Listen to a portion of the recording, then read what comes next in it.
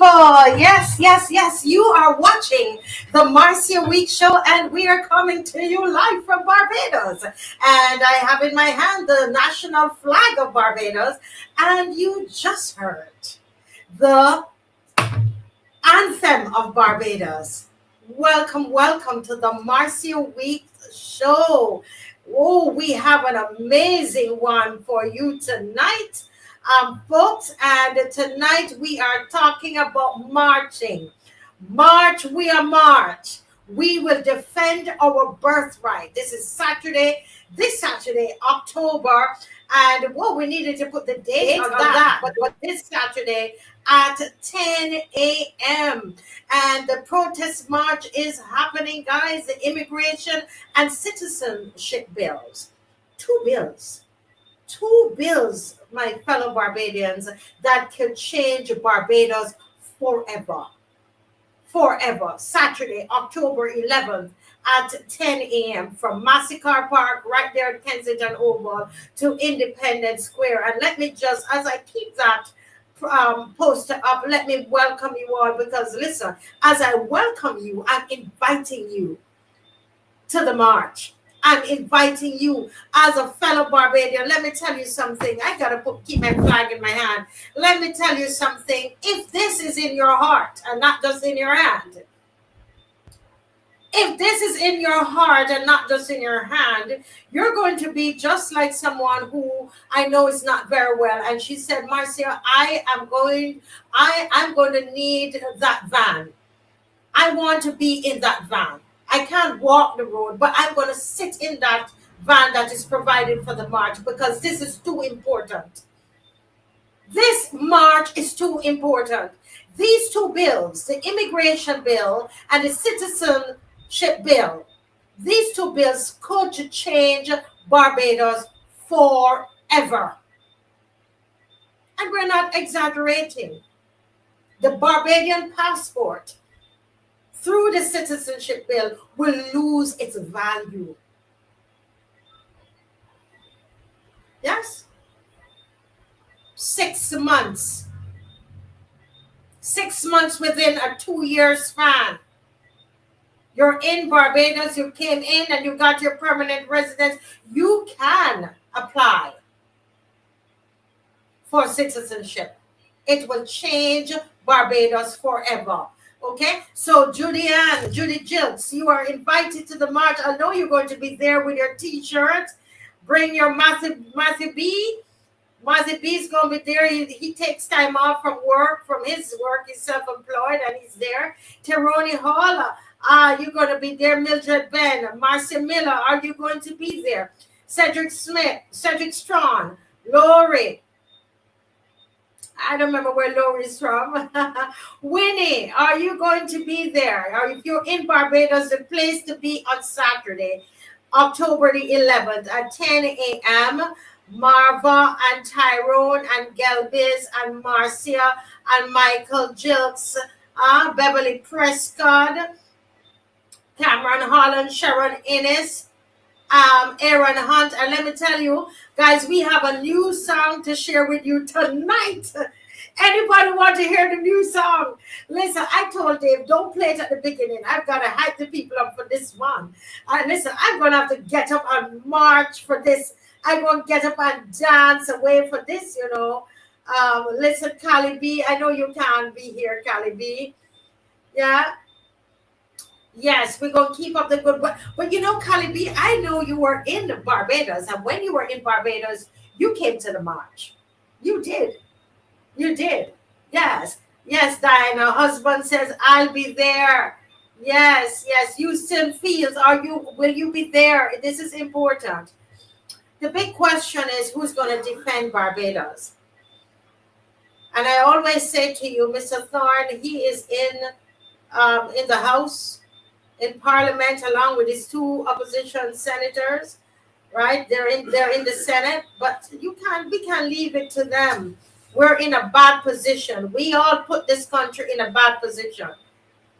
And so it's going to take everybody to get it out, all right? So, oh my goodness, my time is up. It's gone already, but we're going to VR says, I will defend Barbados. And VR is all the way in Brooklyn, in New York. Yes? All right. So, folks, we got a new song for you tonight.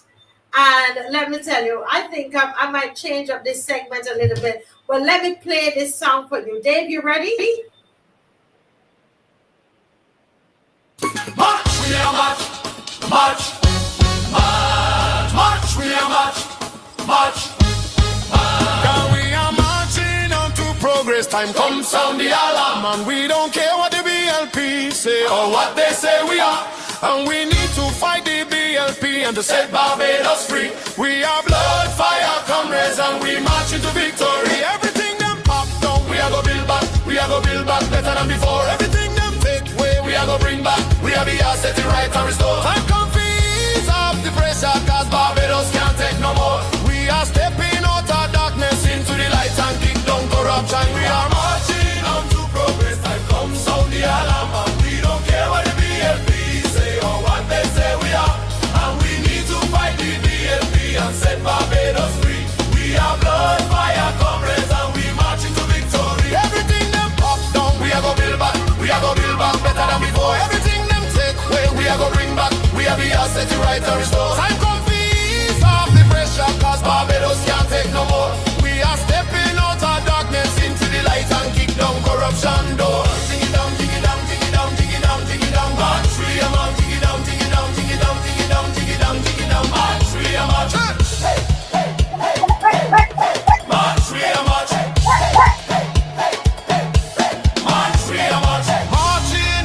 Progress time come sound the alarm, and we don't care what the BLP say or what they say we are. And we need to fight the BNP and set Barbados free. We are blood, fire, comrades, and we march into victory. Hey,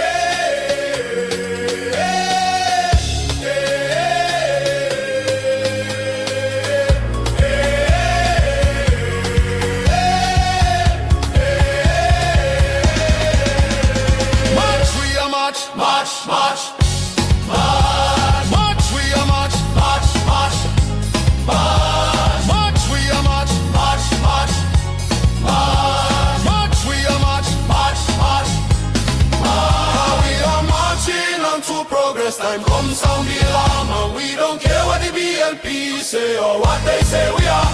And we need to fight the BLP and set Barbados free. We are blood, fire, comrades, and we march into victory.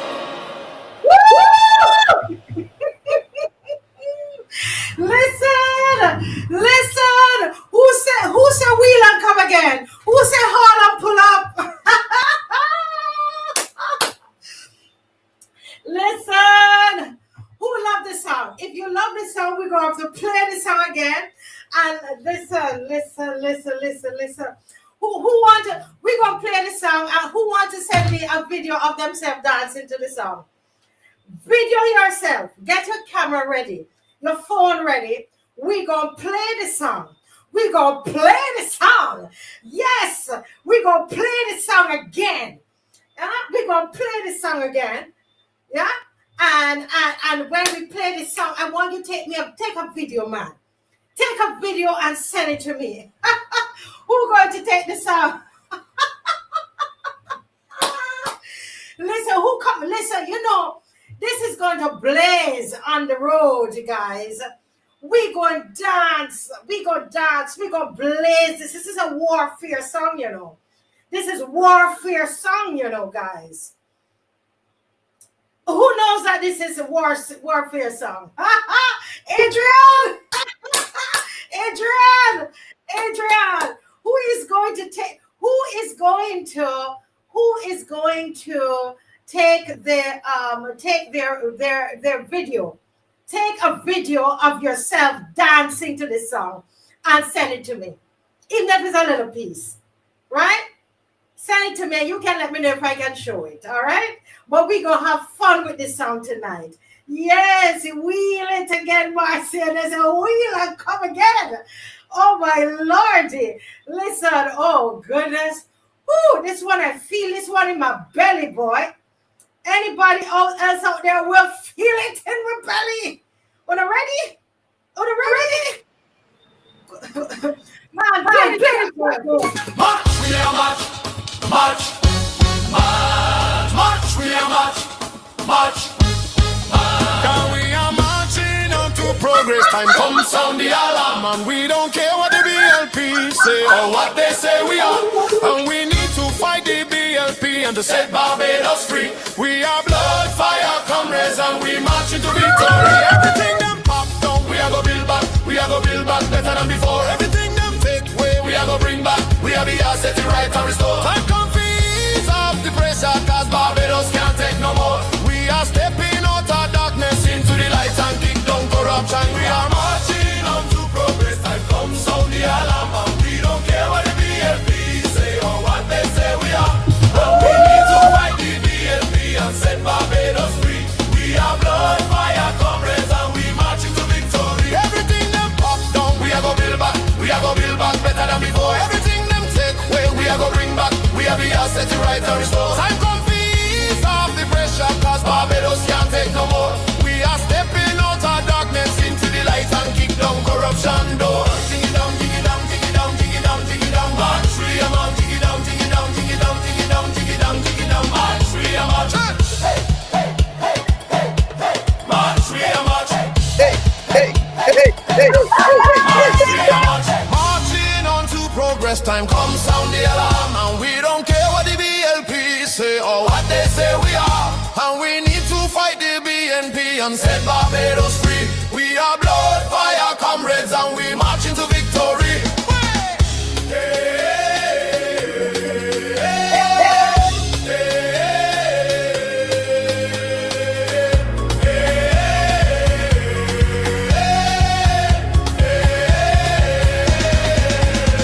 March, we are march, march, march, march, march, we are march, march, march, march, march, we are march, march, march, march, march, we are march, march, march, march. We are marching on to progress. Time come sound the alarm, and we don't care what the BLP say or what they say we are.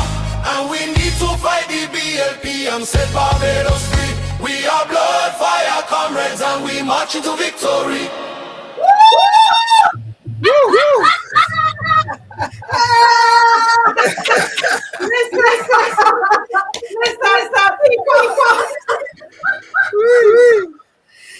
Oh my God, Zico, you're not supposed to be in this segment. What are you doing? Zico, how you reaching here? How you getting this? I have to get part of that. This? I have to get piece of that. Sweet. Listen to me. Zico, how you getting this? Zico, how you getting? Zico, you're supposed to come on at 8 o'clock. I had to get piece of that. Woo. Oh my God. Listen to me. Listen to me. Listen, you need to hear this on the big truck. Who want to hear this on the big Kaduman truck blasting throughout Bridgetown? Who want to hear it? You got to be there to hear it. Wear the shirt that you have been given, right? We have shirts, we have whistles. You understand? If you have any of those horns, you bring it. Listen, man, yes. Woo, I tell you, I sweated. But let me tell you, I'm doing my exercises because I'm telling you, when I done out there on Saturday, I hope I don't have too much work to do so I can just enjoy it, right? CG, this is a song of war. We're taking this thing back. Oh, Lord, it's going to do without costume. Oh my God! Listen, Zico, what? Zico, I don't know what Zico, how you getting this? I had to get that. I had to get. Talk to me. Talk to me about this song, Zico. Yes. Oh, I love this song. I love this song. It speaks. I love it. And the late party, we got something to party to. I like it. Who wrote this song? I love it. Man, you know, I can't wait to hear the spinning roll Saturday. I love it. How do you think the people going to respond to this one? Oh, we can respond. People can know enjoy themselves. People can sing it loud. They can know hate you. Well, you know what? I just sat home and somebody sent me the song. I love Don't it. have nothing to do with me. I love it. I'm getting. Listen, this caller know that we're on. Caller, you know we're on the show. You love the song? Go ahead, tell the people. Caller, you know we're on. You have to turn down what you're listening because we're hearing you. Okay, so you have to turn down, just like when you did when you called in. Okay. All right. Okay, go ahead, callers. Hello. We're hearing you. You sound very nice. You like that song? Okay. Yeah, listen, you guys are messing up my programs. ZICO is supposed to be on at 8 o'clock, and you are supposed to be calling at 9 o'clock. What you do calling my phone right now? Because I hear the song and I love it. You love the song? You heard the song and you love the song and you mess up my thing and calling me at this time, right? I even say you're better too. I was dancing too. You send me a pic. Okay, I have to see this. Now listen, I know you have a little problem there with your foot, but if you come down, you know we will put you in. We have a car, we can put you in. You know. Okay. You know, no. I know you and I had a big conversation today, and you know I was saying to myself, I wonder if I should tell the people about the conversation. But now that you hear this song, you're ready to vote? I'm not voting. I want to today. I'm not voting. I already make up my mind. Listen, this brother here, right? He voted. This is his problem. He voted. Everybody, this program change up tonight. Don't follow this program. This is the people calling in. They hear the song and it just let them call in. But listen. Somebody said the song made the people call in early, and people come into their segment early. See, Mr. Marshall waiting. So let me talk to you for a little bit before Mr. Marshall comes in, right? ZICO and I will talk to you now. He told me, ZICO, today. We're not gonna call his name. He told me that he is in Kirk Humphrey's constituency, and he said he's not voting because he voted 2018. And he voted 2022, and he really believed that they were going to bring change. And I don't think he will be upset if I told you that when I was trying to tell him he needs to vote, and he got so upset he started crying because he said he put his hope in these people and they let him down. Am I telling the truth, my brother, on the phone? Yes. Why did you cry when you were talking to me today and saying you're not voting? Why did you cry? Because this politician, right, is make promises to you and don't do it. You understand? And I feel very, very bad because I vote for him twice now, and I looking for him to help me out, and I ain't getting help from him, and so. And that had me feeling bad to say I give my vote. I vote for him twice now. Take up posters all in my house, where he, I said, vote for the man. I went by he every night, with a well shit on, when I got meetings for the night, I went by he for the night, had a picture with he, to, vote for the man, confuse the man, that's what I was doing, I thought I would get change. I would get help from you, then so, but all them into the same thing. Nobody can make me vote. I already make up my mind. Do not come at my house and tell me to vote for you because I will carry you along with the city. Let you say where I carry along with the city. Tell you with the city get from my house. I will carry along the same way. But listen. As I told you today, right? I know you don't want to see none of them. You don't want to see Kirk Humphrey, none of them. But listen, I told you today that when I started on this show, Dave is a witness. I told Dave that I am not voting. You know, ZICO, I told Dave I'm not voting I was just like this man. I was so frustrated and despondent, and you know, I said I'm not going to vote again. That's it. I'm done, right? And you know, after while I'm doing the show, I realized, but if I can't come on the show here and say I am not voting, and at the same time I am talking about all the different issues, right? Yeah. I feel as a sense of responsibility to and a love for my country. This is my second country, Yeah.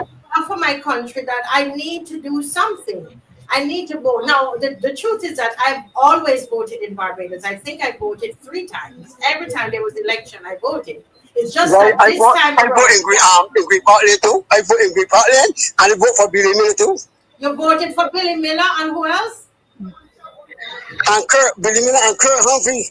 Okay, so that means you've always voted BLP. B. So the people who have disappointed you Because are BLP. my mother was a BLP. Your mother was a BLP. So hold a minute. So it is a BLP that has disappointed you then? Yes. Okay. Well, you know, keep listening, and you might find somebody else that you might want to give a try. Okay. Okay? All right. Yes. Well, thank you for calling. Okay then. Have a And good night. keep dancing. You gonna come Saturday? Don't come Saturday, no man. I can try. You're gonna try. Yes, man. You Yeah, need to because hear I got the go song with on the PlayStation. intro. I got to go with PlayStation first and sign in first, so I will come to the war. All right, no I gotta go problem. sign You in first. do that, okay? All right. Yes. Okay then. Thank you. All right. Listen, this song, let the people call in early. Dave, what we doing again? One more time. Hold a minute. Let me see if anybody sent me anything. Let me see.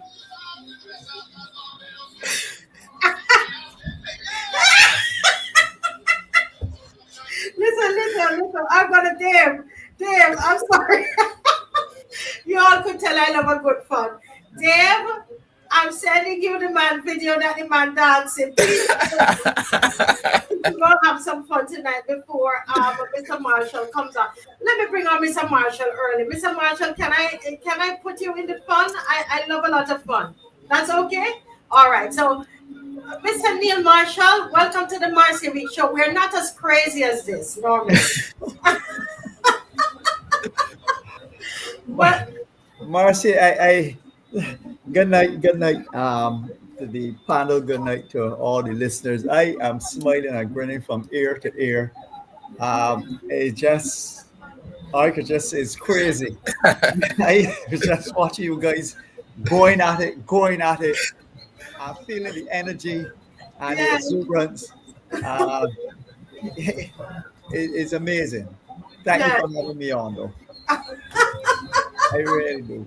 Yeah, did you like the song? Did you like the song, sir? Of course, I like it. So I'm asking you on air. You love this song. Now this song is going to be played on a big Kaduman truck. Okay, I call it the Kaduman truck. Are you coming out to in this march? Let me tell you. I know you're a man of principle. You're very together. So you're not going to come out just to dance and so on. We are really protesting the 2 bills. There's so many bills. That, Citizen. The Citizens Bill and the Immigration Bill. Thank you, ZICO. And which I know you have some problems with that. So the question is, are you going to come and are you coming out? Yes, Marcia, and it's simply more than just hearing good music like that. Protest song is often one of the main ways of protest, particularly here within the Caribbean. Mm-hmm. Most of our songs we tend to hear the party songs and so on, but many of our songs, our calypsos and so on, apart from just being comedy and skits and so on, are some very, very serious messages in them to the people of these islands, and in particular in Barbados. And we can chronicle a whole long list of songs, music, etc., which really give expression to the way that citizens feel. You know, in fact, one of the best ways of identifying what was going on within any particular period is to listen, particularly to the calypsos and so on, Yes. within that particular period. I remember calypsos such as Jack, Mr. T, and so on and so forth, and it give you a very good sense of what the mood was like in the country. So apart from enjoying good music, this march and this particular song is meant to send a very serious message to the powers that be, as it conveys what the feelings, general feelings of the people in Barbados, and people who love Barbados, Yes. who want to see it do well, and so on. Yes. And Yes. so, of course, definitely. So you're coming. So, all right. So I'm looking forward to seeing you because I will you're I will do the lessons run, and I'll present myself for Judy. Yes, we start at 10 o'clock. All right. Yeah. 10 o'clock, and so you come on and join, and everybody should be coming out by this. And somebody's agreeing with you that Emerson by Gabby, Of course. Boots, Mr. Harding by Plastic Bag, right? The Country Sick by RPB, Yes. Bag of Riddles, all those songs. All those are really protest songs, Protest songs, They're yes. really protest songs. This huh? is a protest song. This one is a protest song. Yes. So let me see. Dave, you ready with that video before we go into our full segment? Yes? Pardon Okay, me? Dave is ready. Oh, yeah. Right, okay. Go ahead, Dave. And then we're going to hear from Mr. Marshall and Zico. Go hang with us, Zico. Yes. So this gentleman, let me turn that off. Okay, so this gentleman that you're going to see, he was watching the show. He's a staunch BLP supporter. He said his mother was a BLP. He voted for BLP his entire life. So he voted for Kirk Humphrey. He said he voted for Billy Miller, and he voted everybody. Okay. So let's see him. Ease off the pressure, 'cause Barbados can't take no more. We are stepping Yes! down corruption, we are marching. Yes! We don't care what the BNP say or what they say we are. Oh, we know what the BNP and set Barbados free. We are marching! We marching to victory. Everything them box down, we are gonna build back. We are gonna build back. We're gonna build back. We're gonna build back. We're gonna bring back. Ease off the pressure, 'cause Barbados can't take no more. We are stepping out of Marcia doesn't know the private you're doing.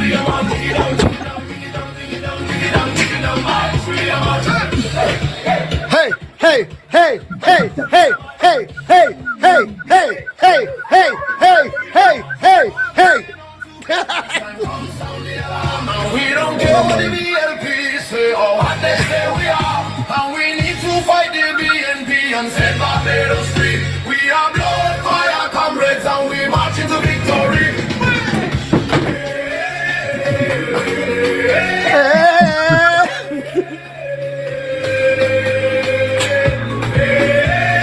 Yes!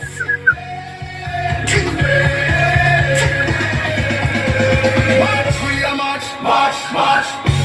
March, march, we are march, march, march. March, march, we are march, march, march. March, march.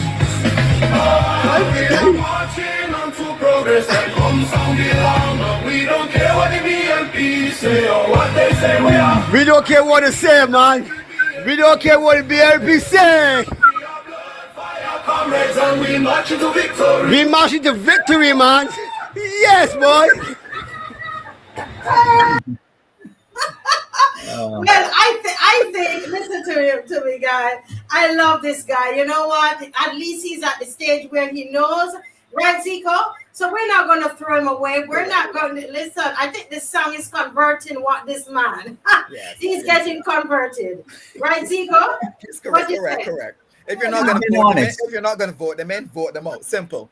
Yeah, he's been honest. He has been honest as to where his loyalties lie Yes. lay over the years. Nothing wrong with that. We're all entitled to that.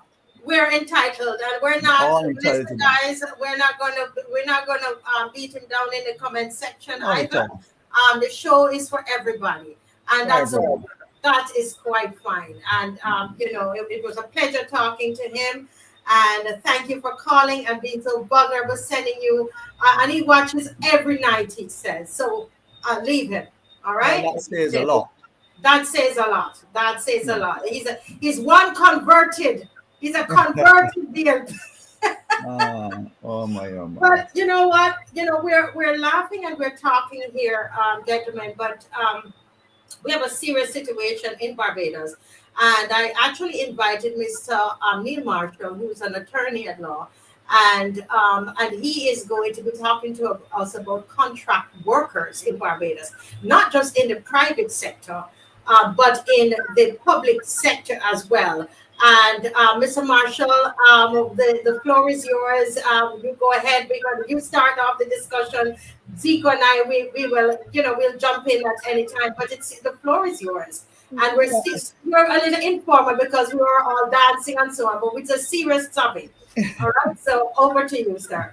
Yeah, of course, Marcia. Thanks for having me. But this is not a lecture by any stretch of the imagination. This is a conversation between the host and myself, and of course persons who will have varying views and questions and so on. But most importantly, this whole vexing issue of contracts of employment, more particularly and more importantly, between persons, individuals, and the state. As you know, there are two categories, at least, of worker within the employment. You have civil servants, really, who are in service to the crown. So they are really, they actually have no contract. Crown civil servants are not under a contract of employment. Their status is their employment is really one of status, so that where they are offended by something done by their quote unquote employer, their recourse is not to sue on contract, on a contract of employment. There's really falls within the various provisions that allow for that, or more particularly under the Constitution of Barbados. Yes. Those contract workers that we're really looking at and are very concerned about are those persons within those quasi-state entities, really statutory corporations or government finance and own private companies. So places like the NAC, NPC, NCC, BNOC. They're all over Barbados, really. Almost everything. Sports Council, Accreditation Council, and the list just simply goes on. So let me ask you something here, because that's something new, isn't it? Because normally these were not considered statutory corporations, right? Statutory entities. Yeah. Were they? Yeah. They really came out of the. I can just give you a historical perspective. Really came out of the post-war Britain, really, where the civil service is seen as this stiff, rigid, bureaucratic structures, and post-war rebuilding needed these agile, nimble entities to speed and to move and do things more along a more private sector type oriented, more efficient. Yes, more efficient. They were seen as being that, and therefore, but governments were always the primary shareholders, generally sole shareholder, really, through funds, through monies voted through Parliament for these. So each year there's a subvention for example, made towards places like the NHC. I keep going back to NHC. Those are the more popular ones that we know of, NPC and so on. And they really are managed by a board of management appointed by the minister by instrument and writing. All right. And importantly, they're really corporate entities, the corporatization of them, and they're subject under the Interpretation Act. Really, they're private, they're their own separate personal legal entity. So they can sue in their own name, they can be sued, they can employ such staff to such offices as is necessary to further the objectives really of the corporation, you know. But you know, overall, that who sits at the top, really a minister. So they're really to carry out the policies really of the government, the cabinet, and so on, as it relates to their objectives, their different policy objectives. Right? Yeah. So my question is though, what gives them the right? What gives them the power to be employing workers as contract workers? I thought they were just, everybody was, once you're working with the government, you're an employee of the government because you're using all the equipment. You know, you're not employing yourself. So why is it now they're now calling these workers contract workers? Well, they're not calling them contract workers. Some of the acts that give birth, establishing acts as we would call them, establishing these corporate entities really make provisions for statutory appointments, really, but to select few offices, for example, maybe a CEO, a chief legal officer, the directors and so on. They're all statutorily appointed. But outside of that, those entities can enter into private relations with individuals and bodies for the furtherance of the objectives of their state. So that they don't have to go through the general whole process of civil servants, really, in terms of their employment. They provide for pensions, etc., and so on, different benefits and emoluments, so to speak. So that is really, so they are entitled to do that. In fact, Section 21 of the Interpretation Act speaks to that the points I made that they can sue and be sued in their own name. So you whereas when you bring a lawsuit, you would bring it against the Attorney General, you know, and it is right of the Crown. So you bring it against for example, the Chief Licensing Officer and the Attorney General, or the Commissioner of Police and the Attorney General is joined. In these entities, you sue directly the board, you sue the National Housing Corporation, you sue the National Petroleum Corporation, and so on. And they themselves can bring actions as well in court against persons. But really what we want to get at is this whole advent of contracts creeping its way into some areas that have been traditionally that of the civil service. So that, and in particularly these short-term contracts, which I think are the most bothersome for persons, because in a statutory corporation, you can be permanently permanently employed as well. But then you have these contracts that run 1 year, 2 year, etc. And they tend, what you've found out is that they are going out at the highest levels of these corporations, and they're finding themselves into various areas that were once the domain of the civil Of the service. civil service, Of the civil yes. service.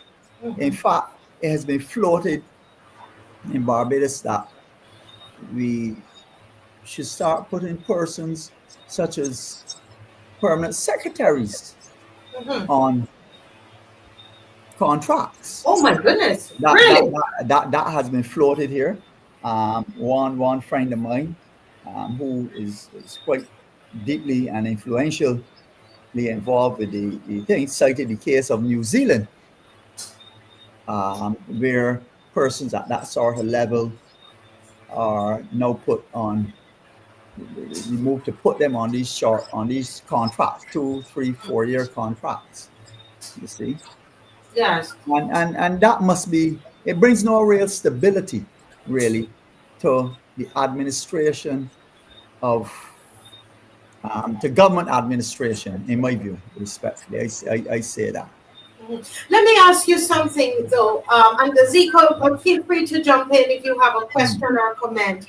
What I want to ask you though is, with the contract workers, what is the benefit to the government in making more of these people contract employees? I can't say employees, contract workers instead of civil service. What is the benefit to government? Well, I'll go both the pro and the con, the good and the bad. Yeah. They have the ability at the end of a contract, obviously, not to renew it without more. Oh. Your contract ends. Your contract ends today, the 8th of October. Yes. You have no obligation to renew it.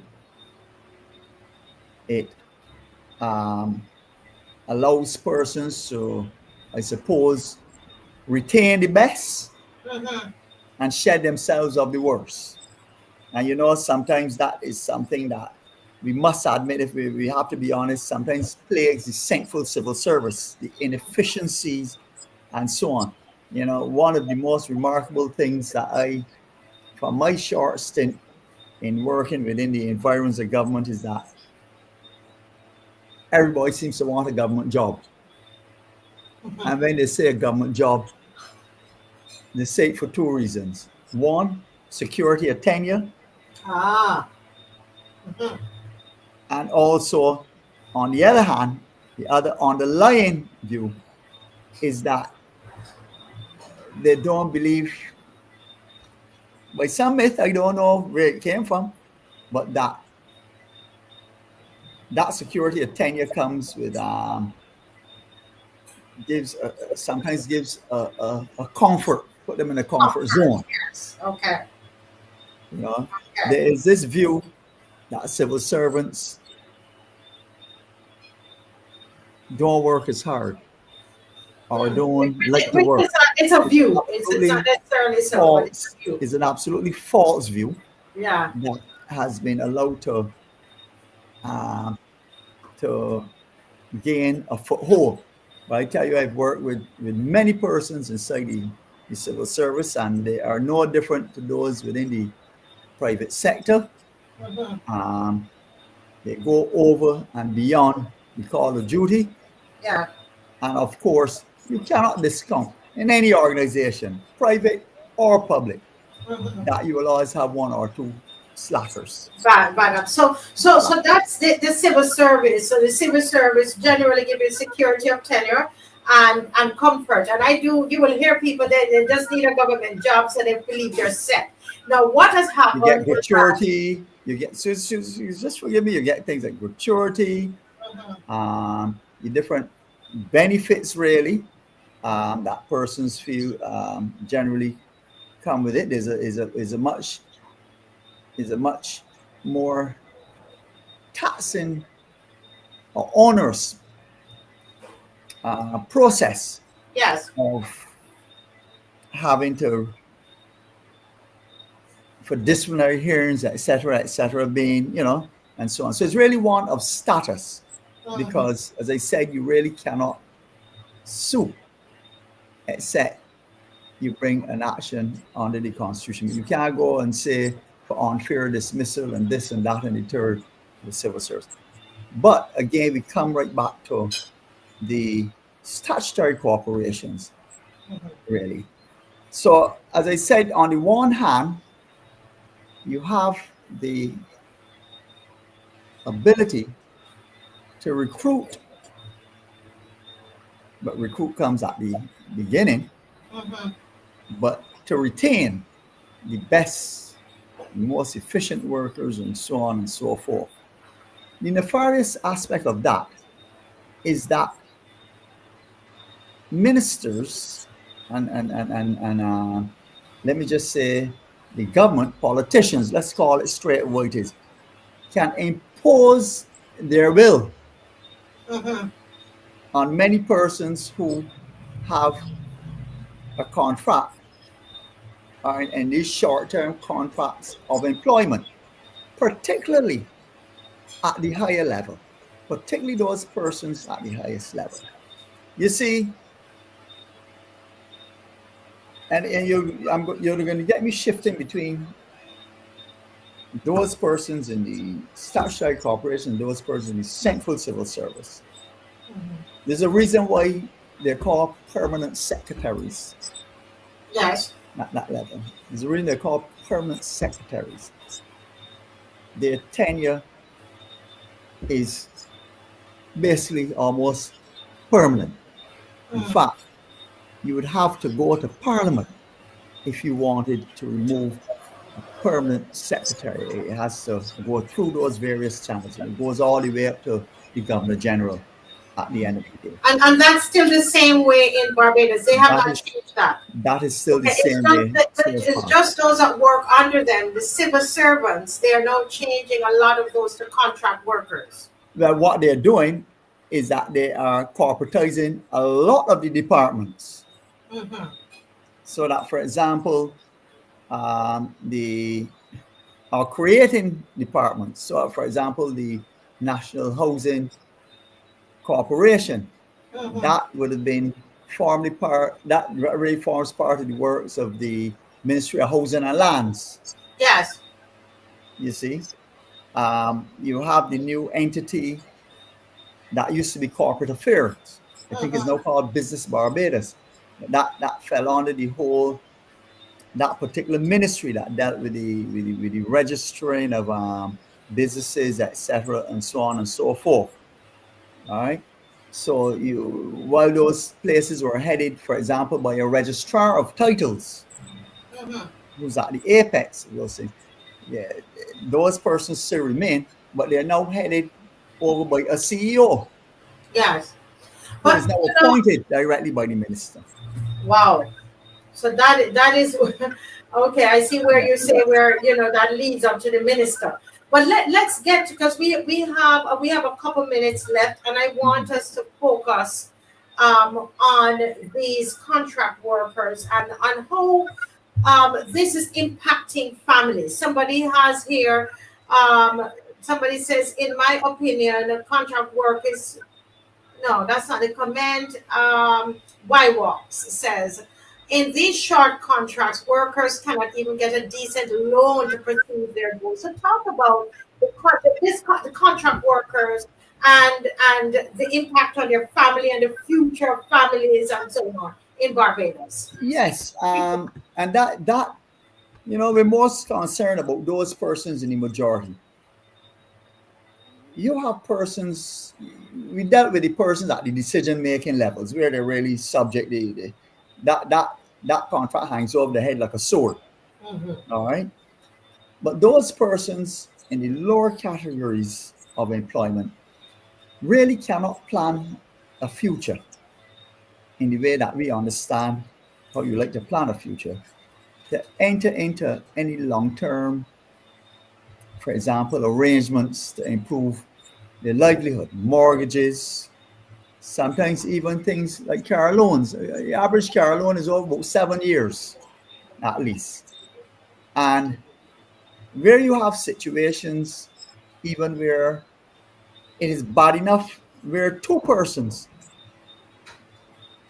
two adults in a household, a family,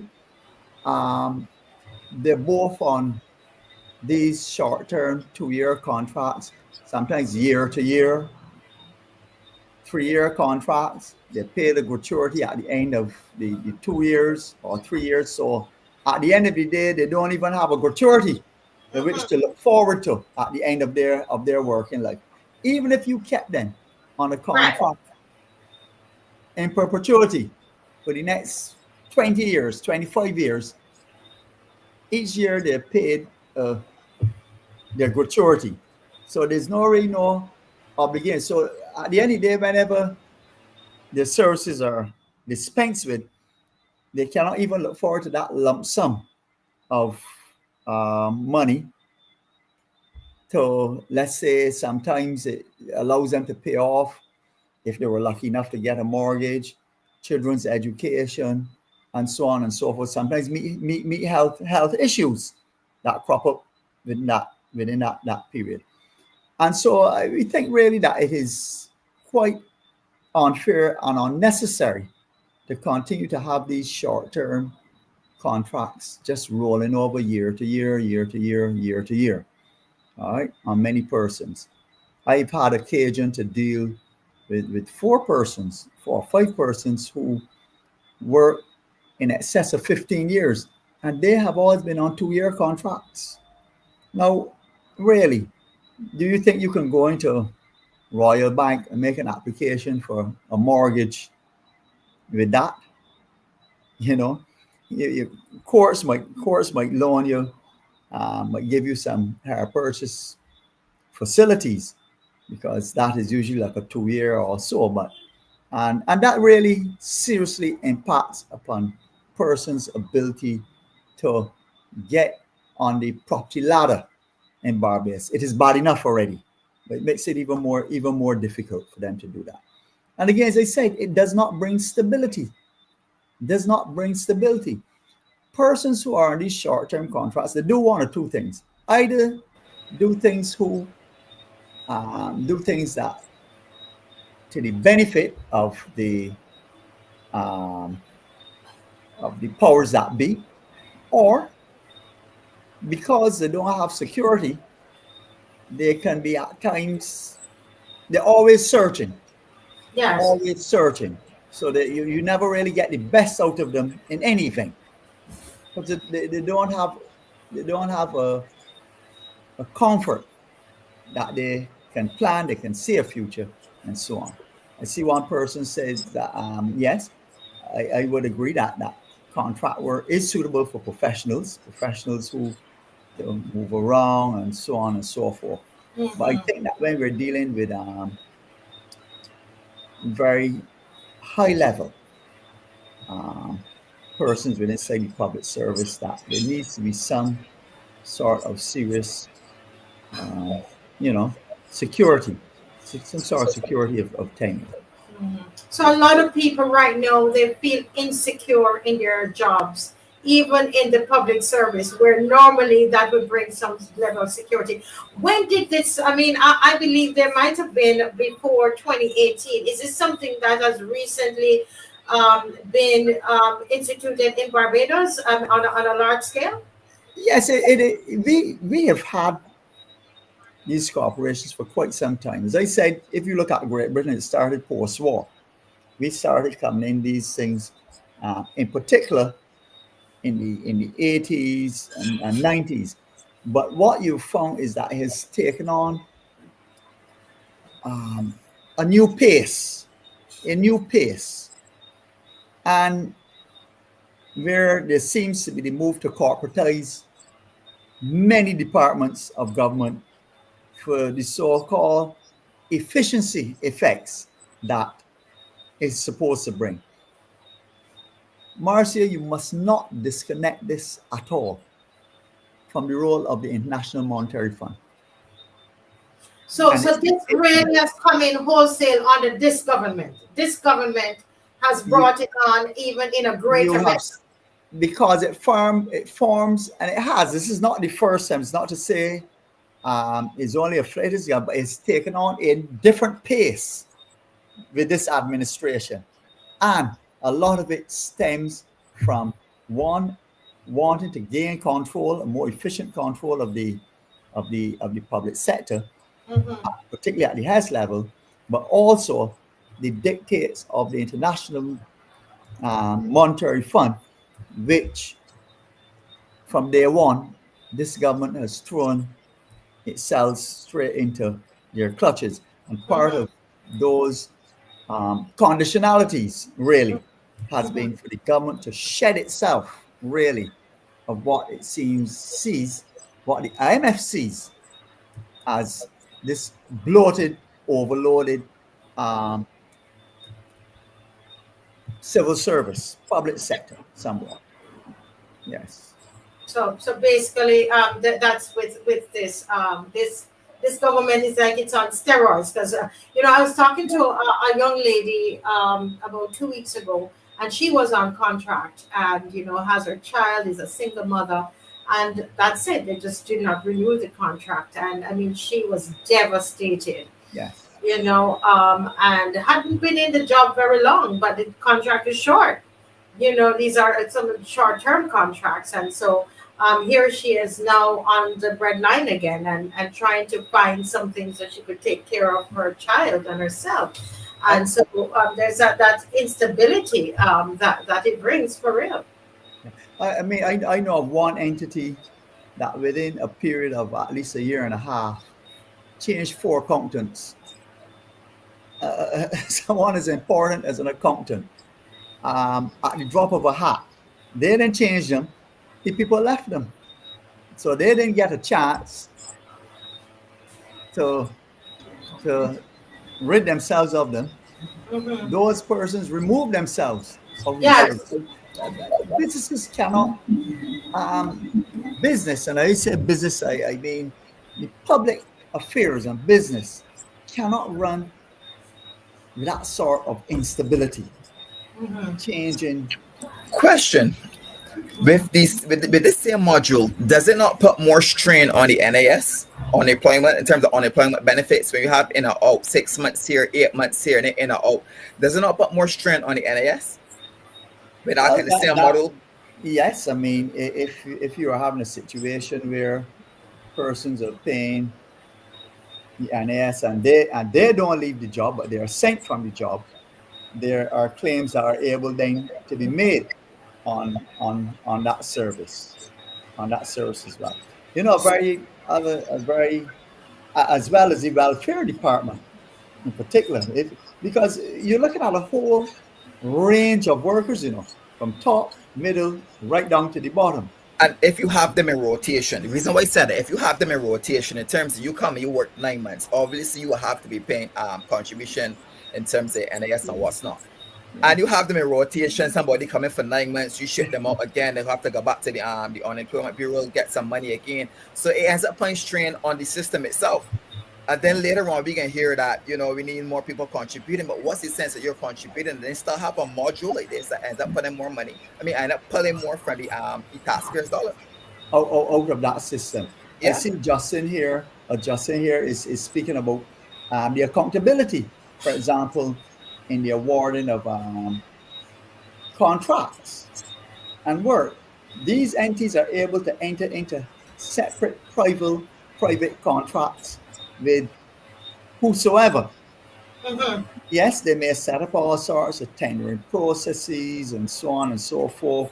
Amongst over a certain threshold must go to the minister and so on. So they don't have the sort of oversight that and rigidity in those processes that you would have within central government. Sometimes, in fact, most of our biggest scandals you will see concerning financial resources tend to occur within many of these corporations. People see that is where it seems as if where the largest is, the fattest, really. And in terms of procurement practices and so on, they give an air And I say only an area really of accountability. But the truth and fact is that if you really dig beyond the surface, you will see where, if you're not careful, you can have a friends and family affair going on in many of these places. Yeah. But you know, I mean, this is a very, very important topic. I know we were dealing with this on Wednesday, on Monday night as well, and we're going to continue it next Monday. And you know, this leads me thinking about Monday night leads me to this question. Before you go, because we only have, oh my goodness, Yes, time flies. yes, but it's a lot of information. 2 minutes left in this segment. Can you tell me what impact this will have on free movement of labor? Seeing that it's the way we employ people in Barbados right now, mainly contract workers. What's the impact you think, if any, on free movement of labor that started on October 1st, supposed to be started on October 1st? And which we've pointed out, the ministry has, you know, that's for another story. But we know, we have our issues with that. But of course, something like that now puts serious pressure on the scarce resources, job market resources. It really, when labor is in high demand, who sits in the driver's seat? Labor. But where then there's an abundance, a glut of labor, all right, you're able to negotiate the terms and conditions, below ordinarily what persons have become accustomed to, or really what can sustain them within a very high price economy such as Barbados. All right. And in fact, we have seen quite a bit of that. And this movement of persons across the region, there's nothing fundamentally wrong with it. But at the end of the day, you have to ask the hard questions. Are we really ready and in a place where we can afford to do that? We already have. I'm not moved by the government's labor statistics. I know how they are compiled. Even if you are looking for a job, you're captured as being employed, and all those sort of things. Even if you only work for 6 months, you're captured as being employed, and all these different things. Persons such as the voluntary idle. Have you been looking for a job for the last 6 months? Yes, I captured. You're employed. Mm-hmm. So these figures I see the government banning and around really don't reflect my reality and the reality that I see on the ground here in Barbados. In fact, you only have to drive along the south coast and the west coast, and you see the serious influx of foreign workers into Barbados. All right, and if you hear the wages which they are being paid, I mean, it is really scandalous. No person living in Barbados can reasonably survive off of those things, living a normal life. And that's why you have arrangements such as communal living. That's our communal living, poor living conditions, poor work conditions at times. These are people that are ripe for exploitation if we are not careful.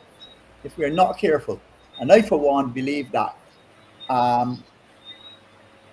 anytime we have visitors or immigrants to Barbados, we must also be able to afford them the same standard and privilege which we have come to expect for people here in Barbados.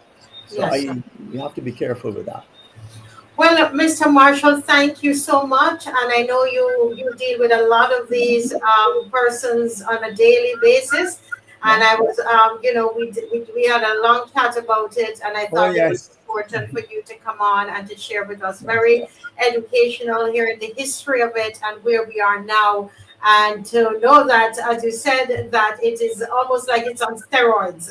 Contract workers on steroids in Barbados. That's really what what is happening. Sir, thank you so much for being with us tonight, Mr. Well, the pleasure is mine, Marcia, and I will do the unusual thing. I will invite myself back on when you're ready to discuss this free movement, this movement of people and this immigration bill and so on and so forth, because it is rife. That is really rife with a lot of challenges. Yes, I Barbados, definitely will want you to. We always need lawyers to come back on, so yes. so we appreciate it, and I will be Not only is it calling- unlawful, but it has serious implications for day-to-day life and so on. Yes, So that's Yes. that's it. All right. yes, Well, I yes, thank you very much for having me. yes, sir. And I Thank will you. stay on and I will continue to watch the show from afar and contribute. Thank you, and see you on Saturday. I'm going to look for you. You The look same for me. coming, You and look I'm for going to me. look for you. Bring some people from St. Philip with you. And you can provide the video evidence to your guests. Yes, but don't come alone. No, Don't come alone. no, I Bring wouldn't. the people that you work with in St. Philip, North. Down the road. Yes. Down the road. Bring It's the very people important. with you. All right, I look in. All right, Okay. then. Thank you, Marcia. All right, bye-bye. God bless you. Thank you. You know, as someone had a wonderful comment there, ZICO. We're talking about contract workers, but somebody said what we're forgetting is that the ministers themselves, they're on contract. Your thoughts about Yep. that? Correct. Excellent point. Excellent point taken. They are. Most of the times they tend to forget, but they are. So yeah. Yeah, so we need to, this is why the voting is so important, because if they are on contract, it means that, you know what, it's the people can remove them. Yep. The prime minister is on contract, the deputy prime minister is on contract too, every single one of them on contract. They tend to forget. They forget, because they came to our homes and they begged us to come into contract with them, right? Yep. And we went and gave them the X, that is our contract, our binding contract for them. And the time come. In fact, Dave, before we go into this segment, so we're going to, ZICO, I have a video that I want us to look at, and this is, crime over, I think it was 2 nights ago, people sitting down at the barrage of gunshots. We're going to look at that, and we're going to look at it and as it relates to, and relate it to free movement. Okay, we're going to connect it to free movement and look at crime and free movement. Do we have, what is the statistics of the number of crime that is happening in Barbados? How many of it is from outside, people from outside versus people from inside? What's the connection, right? And Dave, oh boy, I made a mistake, Dave. I have to send you something that somebody, listen, this thing is moving. It's moving, ZICO. And so we're gonna start to talk about it while Dave, I'm sending you a video, Dave, that was sent to me, hot off the press, another video on this song. And we should, anybody, we're gonna play this song again. And anybody, if you're dancing to the song, hold the phone up, take a video. You don't have to be for the entire song, but take a video of you dancing to this song and send it to us, please. Okay? Send it to us. All right. So Dave will look at your video and see if you're ready. But while Dave is getting that ready, ZICO, you and I were talking about the numbers of Spanish people who are here, especially in the area of prostitution, and the impact of that on violence is, or we should ask the question: is there any impact on that on the gun trade? And some of what you were saying, and listen to other people, I mean, it was mind blowing. Do you want to talk about that? Do you know of any connections, and who are these people that are coming in? Yeah, I think it's a very interesting topic or discussion that we should actually look into, especially when currently in Barbados.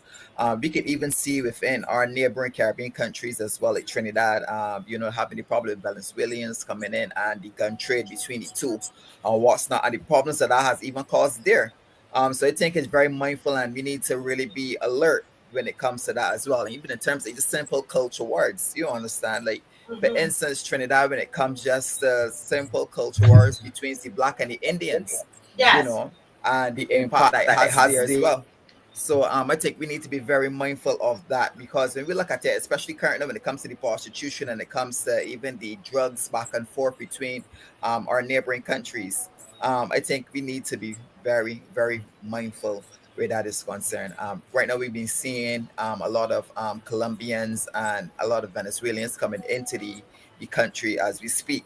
Not saying that everybody from Colombia, everybody from Venezuela is into prostitution or some level of illegal activity, but it is very alarming that we're seeing it a huge number when it comes to the prostitution ring within Barbados, whether it's using social media sites or just out on the road themselves, just hustling. I think that we need to pay very close attention to that. And if you can be talking about free movement, especially for those who are in the industry, they're going to see Barbados is a very profitable place where this is concerned. So I mean, we already know, we're not trying to say Venezuela and Colombia is part of the free movement. He's just saying as an example. Correct. As an example that already you have. In fact, I saw something online where prostitutes were fighting. There was some issue because the Black girls from Barbados, Jamaica, Guyana, they were very upset with those that are coming in from Venezuela and Colombia, and it's almost like they're taking their spot. And but the thing is, remember, there is supposed to be such such organized crime coming out of Colombia, Venezuela. The question is, are they coming in with these ladies as well? That's the scary thing about it. But is it coming in with these ladies as well? That's the scary thing about it, because when you look at some of these Caribbean countries, when it comes to human trafficking, I mean, that is what they're mostly plaguing some of those countries as well. So when it comes to organized prostitution and escort work, when we're talking about free movement, we also got to understand that we are also bringing people with different cultures and different trends, and as well, it comes also too with different cultural criminal activity as well. And within some countries, it's predominantly prostitution, it's predominantly human trafficking, it's predominantly drugs, is predominantly. So we also got to be mindful of what's the activities within some of these countries as well, what some of the illegal activities within these countries as well coming into Barbados, and how are we going to be prepared for it? Are we going to look out for it? What are we going to be doing to stop it? Are we going to be proactive, or are we going to be reactive? And really keeping an eye out for some of these things, because I mean, like, seriously, when we look at what's been going on in Trinidad, even before the free movement, when we look at what was going on in Trinidad with the Venezuelans bringing guns into the country, between the back and forth, and now they're trying to put a clamp down and a stamp on it. What impact will that have on us with the free movement? We don't know who other countries is going to sign on, and if we're going to make it very easy for people to access our passport, what are we saying for those criminals who want to travel to certain countries? It's much easier to become a Barbadian citizen, having dual citizenship, so you can carry on certain criminal activity and certain criminal organizations. So as someone said to me, and they see how they could easily get 4 passports. And be able to carry on criminal activity. Now, Barbados is, I mean, our in terms of human trafficking, we are on the U.S.'s radar right now. In fact, I don't have the article to hand, but it was talking about our record in terms of human trafficking, and here it is. We're flying wider borders open, and based on what we're hearing on the ground, we're having an influx of, prostitutes or women, or ladies of the night. I don't know what's the correct. Is it that that's the politically correct term? But it's scary, and the reason why, although we know that prostitution is illegal in Barbados, it's very relaxed. It's not enforced. You could take a walk through the city. You could go and walk by Savio on the Bay. You could take a walk through Nelson Street, Bush, or whatever it is, and you could see the activity in blatant They're not hiding. They're very front about it. I understand that we don't enforce certain laws. If we have certain laws in place, but we don't enforce certain laws. But it's very easy that if you wanted to traffic someone here for sexual pleasure, it would be pretty easy because no one is paying attention to it. No one is really paying attention to it. And then you've seen 4 and 5 and 6 and 7 people living in a household, and you just think that they just say to cover the rent, but most of the times they're there due to obligation, whether it's to the pimp or the person that is in control of that particular sex ring. So we really got to pay attention to it because, the numbers are growing. When you really look at it, the numbers are growing. And I think that if you're not careful, especially with the free movement, it will also be easier for people to expand their criminal organization. Wow, so they could come here and expand it, especially because it's much easier. And the dollar is so strong. So then they come. I want you to expand on that. Dave, thank you. Barbados downgraded to U.S. Tier 2 watch list on human trafficking. And human trafficking a lot of times is linked to prostitution. Exactly. And so what are we doing here? What's happening here, government? But continue what you when you look expanding because when you look at it, we have not only just the strongest passport, but also one of the strongest dollars in the Caribbean. So when it comes to what will help your organization to grow in terms of economics, is Barbados. So expanding becomes much easier when you can just tell them go and spend 6 months in Barbados, and I can grant you a Barbadian citizenship, and then they can left Barbados and then go to St. Vincent and get you citizenship.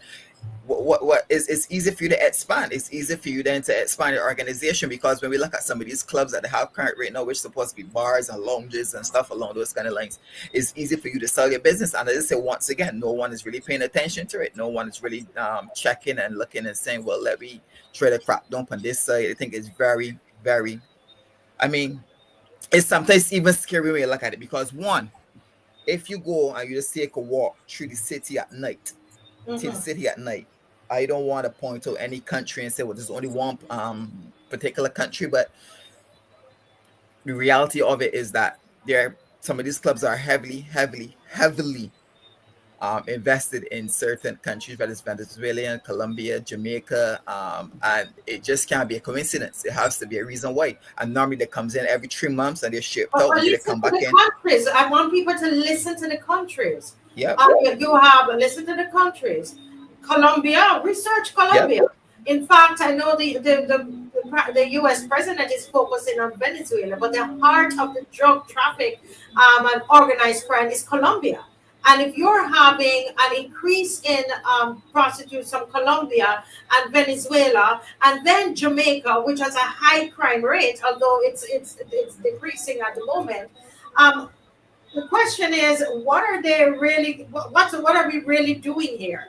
What's happening? But continue, please. Right, and then they say it's a growing trend where that is concerned. And then even in terms of Barbados, when it comes to life in Barbados, the only clubs that actually get to go past the hours of 2 and 3 are most of these straight clubs and gentlemen's clubs, that somebody will call it. And we really got to start paying attention. They comes in every 3 months, they move out, or come in every 6 months, and they're on rotation, And I guess that is so they can continue to maneuver without any reason any flags are overstaying. But when we make it to a point where you can say we'll come in and spend 6 months and we grant you citizenship, that is when we really got to start paying attention to some of these growing trends when it comes to criminal activity within Barbados. Yeah, interesting. Dave, there is we're gonna play this song, but we started in a segment and I don't want to break it because we're going somewhere with this, guys. I think we're taking on something that we're not going to be able to manage. When you just have to think about how small Barbados is, and are we going to be able to manage the influx of people that are going to come in? It's not going to be tomorrow and the next day, but it's over a period of time. And when we look, it's changed. The place has changed. And it's one of the scary things about it, Marcia, which it hurts me to admit this, but Barbados is going through an identity crisis. Barbados culture is not that strong. Barbados cannot deal with these multiple countries coming into Barbados and expect for it to still remain Barbados. The culture is not sure. We're going through an identity crisis. We do not even know what Barbados or who Barbados is right now. You know, why do you say we're going through an identity crisis? Break that down for us. All right. Before we can look and say we understand what Barbados stood for, Barbados had a code of conduct. Barbados was a people, a strong people, a community, and you know, Barbados had its own culture. When you look, you can say for sure that was a Bajan. I think we've adopted so many different cultures throughout the years, and it started to fade away. We don't have the same community spirit as we once had before. You know, we don't have the right now. We just say what is rum. Run, sun, and sea. I think Barbados will see me more than that. And right now, I just don't think that Barbados has that same community spirit, that same friendly atmosphere we once had like before. And with other countries as well, even in terms of our music, when we look at our music and we look at our the way how we dance and stuff like that, we are adopting everybody else's culture but our own. Everybody else's culture we adopt but our own. We do not necessarily highlight it or promote it. What is Barbados? What do Barbados stand for? I don't think we know who we are anymore, you know. Yes. And if you look at countries like Jamaica stands its own. Everybody knows Jamaican. When you go somewhere, you see Jamaica, you know what's Jamaica's culture. You know, when you go to certain countries, Trinidad, you know what's Trinidad's culture. When it comes to Barbados, sometimes you scratch your head because we don't know who we are. You know, I would like to know if the people in the comment section agree with you know, with what ZICO is saying. Yes, we are. You're right. It's a lot of Jamaicans women are here, and they are doing that kind of dancing, and they're selling services. You are correct, right? Yeah. But look, if you want, let me hear you. Do you think we have an identity crisis in Barbados at this time, especially when we look at you know, we don't recognize Barbados anymore. We see the crime and so on, and I do have that video that we're going to look at. But I want to hear. Let's talk about just the culture, and we're going to come back to crime. Somebody says ZICO. He's already said yes. ZICO, you're correct. Yes. We don't. What can we're not even pushing? We're pushing sex tourism. Somebody says. I agree with ZICO, yes, that we have an identity crisis. I definitely agree with you on that. I think right now we're trying to find ourselves, who we really are. We're seeing our culture being ripped from us, and we are trying to figure out who we are. You know, now I had shared I shared something with you guys here on this show. And I shared this probably it could be about 4 weeks ago, that I went into town. Dave, you can put it back. You are correct. Thank you, Dave. We were going. I was in town and I saw this man selling soup. Remember I shared that? He was selling soup, pushing soup, hot sun. Hot sun, you understand? And so this would have been in late August, September. Hot. And I'm thinking. And he said, soup. I said, but that sounds like a Jamaican. But I said, I bet you it is.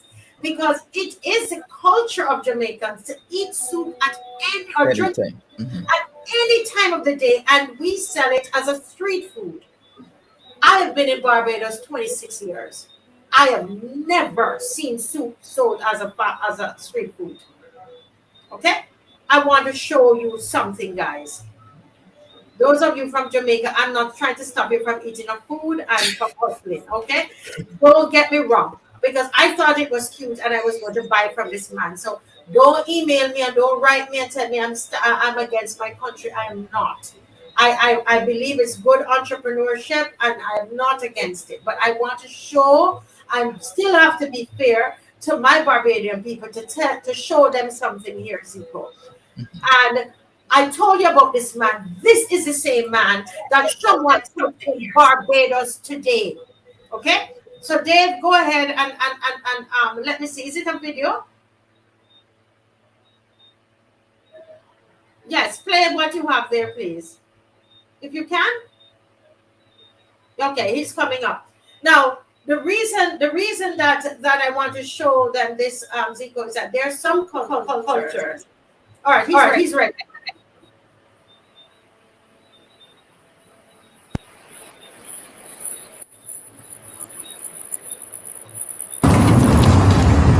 My name is Everal Gard, and I'm from Jamaica. Yeah, I grew up in Kingston, which is the West Kingston area. I've been cooking for quite a few years now. Since I come to Barbados, it's been great. Yeah, I'm only here for a year now, but being in Barbados, you know, Barbados is a very fast-growing country, so you got to, as a foreigner, you got to bring something to the table. I used to work in other restaurants, and financially it wasn't hard enough for me. So I was frustrated. I decided to go back home, and something come to me while I was praying. I had a supermarket trolley, and when I bought the trolley, I bought a biscuit. I didn't have enough money to start the first day, but I buy what I could have buy. And I remember what my granny used to tell me, use your hand on fashion. And I use my hand on fashion, and I come out with a cow wheel soup the first day, walking in the hot sun, Kensington Stadium, Pelican. Yeah, basically I go all about, and the soup sell off the day, and I give God thanks. But I do different soups every day, and it didn't look promising at first. I was thinking to go back to work because, you know, I have to pay my rent every week, so I was thinking to go back to work. And then a nice kind lady by the hospital blessed me with $100. So I pay my rent that week and I feel good. The next week I'm gonna come out and I come across the hospital here and reach the emergency. The soup done in a half an hour time. So that encouraged me more that week. That week I met more than when we used to work for in a restaurant or on the construction site. So I decided to continue. The security by the hospital, the nurses, the doctors, patients, and the patients them all give me a nice welcome. They support me a lot. Yeah, they compliment my soup every day. Yeah, so that I can feel good. Not just that I can feel good because what are they are tasting, because I like to cook and I cook with a lot of love. Yeah. Let me say that I am not against this guy, as I said, doing his hustle, and I see Mr. Bob is there. We're going to bring him in very soon. The thing is, though, is that what is going to develop is, and it's a small change, and it's not a bad change. I'm just showing you an example that there are some cultures that is very, very, very hard for them to assimilate. And I'm from one of those cultures, right? I'm from Jamaica. Jamaica's culture is very infectious, and it has a way of just taking over. And that's a good thing there, because soup is good for the body, and it's a cheap way that people can get some lunch for the day. So I'm not knocking it. I'm just using that to say that just like you see that, I am telling you, Jamaicans will come in here and change your national dish. Just You're like correct. Go right ahead, ZICO. And that's what I'm saying. Like, for instance, I do not think we know, like, our national dish is flying fish and cuckoo. And it's sad to say the majority of Barbados does not eat flying fish and cuckoo. They don't see it as they try to eat some fries and hallow, you know, some pie, some fish and chips. But we don't really celebrate Barbados. I think Barbados have a strong culture. I don't think Barbados know what makes Barbados unique. Even when it comes down to putting Barbados on the map, I don't think anybody's out there really waving the flag. Yeah, we say Rihanna, you know, we are thankful for what Rihanna have done for Barbados and what's not. But in terms of being a cultural ambassador, I don't even think people know what that is. I don't think people have been out there really showing people what is Barbados, what makes Barbados unique, and bringing other people into the country. Like, I in for integration. Don't get me wrong. Like, I in for the whole being one. But I just don't think Barbados is ready for that. I don't think Barbados is ready for that step. I don't think Barbados know who they are. I don't think Barbados is ready for the integration of multiple different cultures coming into Barbados and still remaining Barbados. I mean, like, when you look at Jamaica, and I have to use Jamaica as an example. Don't care where Jamaicans go in the world, that's a Jamaican. And I think sometimes Bajans just travel for 2 weeks and then he's a Bajan, the accent changes. I don't think they know who they are. And that's the sad thing about it. I mean, when we look at our music, whether it's soca, calypso, don't care what it is, show me Barbados. It's hard to find. We tend to adapt to all different kind of cultures. And when we look at even them coming into Barbados, the reality of it is most of them can come into Barbados to be entrepreneurs. That's the reality of it. Most of them can come in and they can sell them cultural food and what's not. It's going to be different to Bajans, and Bajans is going to want to try it. And the reality of it is that they're not going to pay NAS. It's just going to send it back home. They're not looking to spend the rest of their life in Barbados. They're just going to get some money, send it back home because the dollar is strong. Probably build a house or a business back home. So the reality of it is mostly going to come in, but they're not going to contribute to NAS. It's going to put pressure on our systems, whether it's the hospital, whether it's our traffic system, don't care what it is, and it's not going to work out the way that I think our government is looking at it working out. I think we need to do a lot of work on us first. And I just wish that she would spend more time being a prime minister here home first, beating our drums first, before she tends to try to save the world. Yeah, very, very interesting. Mr. Bob, I brought you into this conversation here. We're talking about crime, but we went to culture, but it's connected because we're saying with all the crime that is going on, we're trying to figure out who we are as Barbadians. And here, now we have the door open up wide. And what's going to happen is somebody selling some nice soup on the road, which if I see him, I would buy some soup from him. But it might be soup today and something else tomorrow, and then we look and it's totally changed. Do you think we're in an identity crisis, Barbados? Well, let me say good night to ZICO and all the rest of Barbados listening. I'm watching with interest. I'm a teacher, and I'm saying that if you look at, we're talking about educational transformation, but in nowhere in that transformation communication are we seeing a discussion on teaching Barbadian history, whether it's our music, or sports, or politics. So therefore, we have a generation who sometimes don't even identify with the Independence Day. There was a time in Barbados where in every single school, the independence program was the thing to attend. You don't see a lot of that anymore.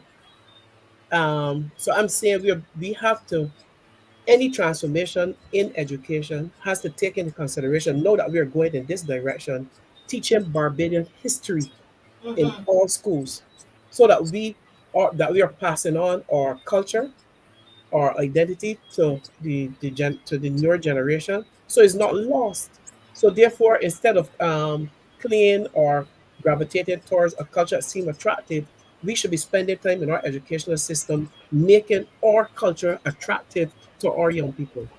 Yes. And this is the problem. We lost a lot. COVID has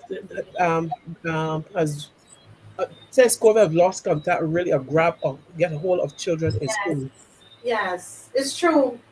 So I'm saying that with this, now that we're opening doors, any conversation in education has to take into consideration teaching our history as part of the curriculum in our schools. Most definitely. I told a story how I was actually teaching what it was theater arts, and so you have to, in theater arts you're teaching about the culture in Barbadian culture, the history and the type of dances and folklore, etc. And you know what, the class full of students did not know anything about slavery. Yes, I'm telling you, you're talking about people doing CXC, 15, 16-year-olds. And I was shocked. And they said, but ma'am, we don't do history. How do you have a 16-year-old, a 15-year-old know nothing about slavery? I said the transatlantic slave trade, and they're like, ma'am, what's that? Yeah, because I remember when I was at school as a first former, or we some time ago, a long time ago actually. We there was something on our timetable called Caribbean history, and part of the Caribbean history was the Atlas, the slave trade. Um, we we were taught how Columbus discovered the West Indies, but other brains said he invaded the West Indies because people were here before he came. So I am saying that that type of history is not taught a lot now in schools as part of the subject. But even if we go back to that, we have to bring along Caribbean history. A lot of my athletes go overseas for scholarships in terms of track and field. You know what is part of their curriculum? Mhm. American history. So we have to we have to grab hold of our this generation, and we have to hold it, and we have to teach them our history all over again. You know, That if you was had a Yes, that is what is going to be very easy Yeah. in the next few years if you want to change Independence Day. They're waiting, they're waiting because we still have those people who will protest. But if those people leave and is not passed on the importance of remembering and commemorating Independence Day, then it's easy to change. So they're Yeah. just waiting. Yes. Before your comment there, Zico, Dave, if you could get that video with that song again, Mr. Bob, but we don't want to hear your comment, but the song to be played again, and you have to dance. All right. So I so was get dancing. I ready, was guys. dancing to come in early. Get ready, guys. Get ready, guys. We're ready. We're ready. All right. This is ready. This sound ready. March, we are march, march, march, march, we are march, march, march. Cause we are marching on to progress. Time come sound the alarm, and we don't care what the BLP say or what they say we are.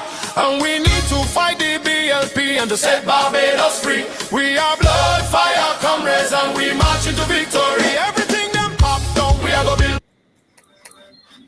We are gonna build back better than before. Everything them take away, we are gonna bring back. We are the asset right and restore. Time come to ease off the pressure, cause Barbados can't take no more. We are stepping out of darkness into the light and kick down corruption. We are marching on to progress. Time comes sound the alarm, and we don't care what the BLP say or what they say we are. And we need to fight the BLP and set Barbados free. We are blood, fire, comrades, and we march into victory. Everything we are gonna build back, we are gonna build back better than before. Everything them take away, we are gonna bring back. We are the asset right and restore. Time come to ease off the pressure, cause Barbados can't take no more. We are stepping out of darkness into the light and kick down corruption door. Dig it down, dig it down, dig it down, dig it down, dig it down. March, we are march, dig it down, dig it down, dig it down, dig it down, dig it down, dig it down. March, we are march. Hey, hey, hey, hey, hey. March, we are march.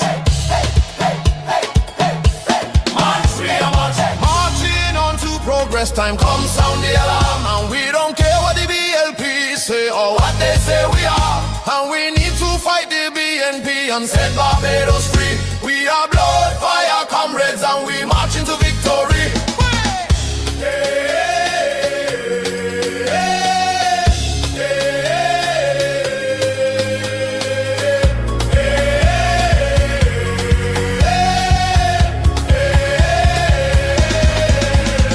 march, march, march, march, we are march, march, march, march, march, we are march, march, march, march, march, we are march, march, march, march. We are marching on to progress. Time come sound the alarm, and we don't care what the BLP say or what they say we are. And we need to fight the BLP and set Barbados free. We are blood, fire, comrades, and we march into victory. All right. yeah. Yeah. Listen. By the time I'm done, I tell you I can't finish the show. Listen, Mr. Bob, you're sweating. Mr. Bob, Mr. Bob, you're sweating. What's going on? Yes, I think that you hit the jackpot there. I mean, you had other songs which were appropriate, but this one gives the infectious feeling and is a rallying cry for our people to get out and take over the country and take it Yeah, back. yes, Having a ball. yes.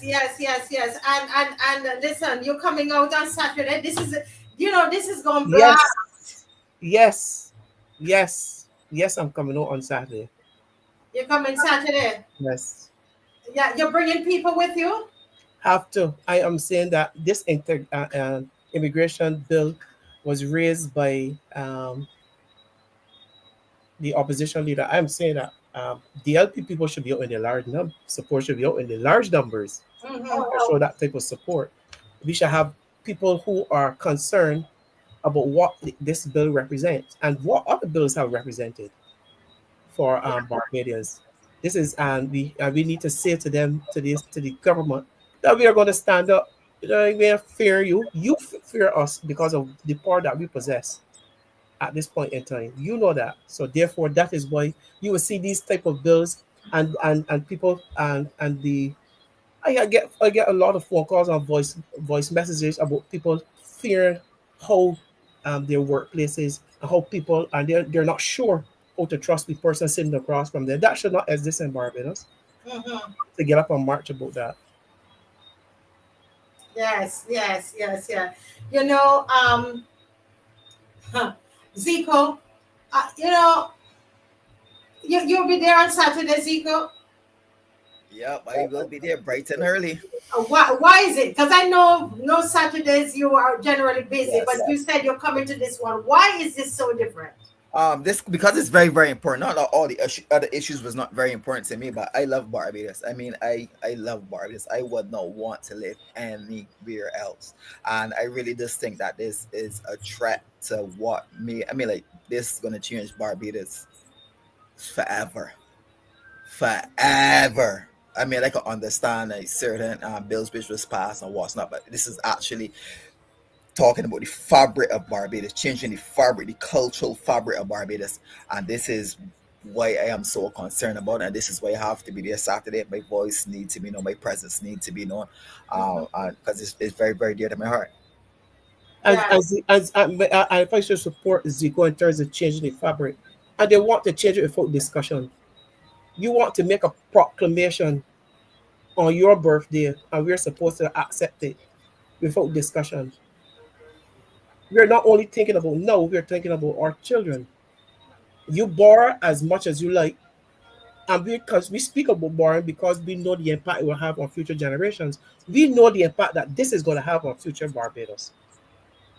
You can't do it by proclamation without discussion. This is too important. It's too far-reaching into our culture, into our history, into our livelihoods. Yes, most definitely. The march is going to start at 10 a.m. 10 a.m. on Saturday, and so we're asking everybody do all the preparations that you need to do ahead of time. We're blessed to have that big truck there. Of course, we need donations. When you're coming, bring something. In Jamaica we have a little thing that says "Liquor make much." What do you say in Barbados, Mr. Bob? What do we say? Yeah. And we say liquor make much. So when you bring, somebody might come past with a $10 or $20, give up 40 or 50. A taxi driver, I was standing up waiting for a truck, and a taxi driver passed, and he looked at me, and I'm like, why that man is looking at me like that? And then, but because I have the show, I try to smile at everybody. And then he called me. And I went towards the truck, and he put something in my hand. It was $100. He was just passing. But so people bring what they have, but we do need every bit counts. Help. Every bit counts. Yes. And right now we need another $1,500 to finish everything. So people, when you come, whatever you bring, it's quite fun. We put it, we put it all together, and we make it happen. Wear your shirts. Everybody, it's going to look so lovely that everybody who has shirts, wear shirts. Bring your whistle. Bring a Dutch pot cover. Bring a cover, a pot cover. Bring something. You understand? And let us get out there. Bring your flags. We're going to have flags. All right, we're going to have the flags. We're going to have some flags, and bring the flags. We're going to decorate the truck with all the flags on it. But be there Saturday at 10 o'clock, and let's we're gonna come and show out for Barbados. This one is the Barbados, right? Showing our patriotism, showing our love for country, our love for each other.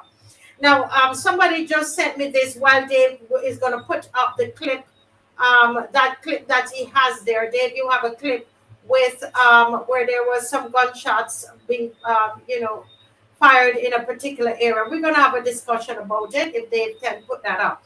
But somebody just wrote me this and says, hi, good evening, Marcia. I was on an ABC bus this afternoon, and 6 ladies from a Spanish-speaking country were on the bus.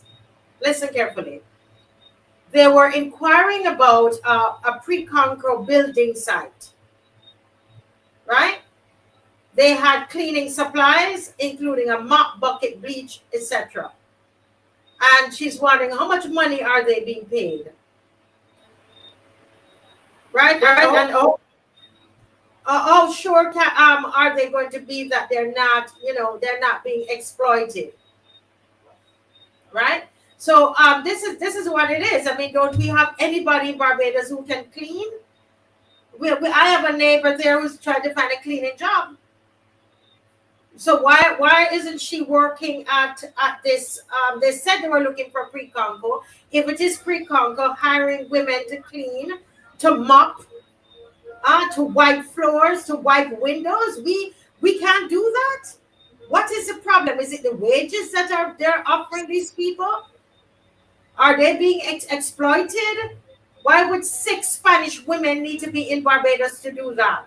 I want to hear the comments of everybody on this. You're coming in the comment section. But in the meantime, let's go ahead, Dave, and play this video. Thank you.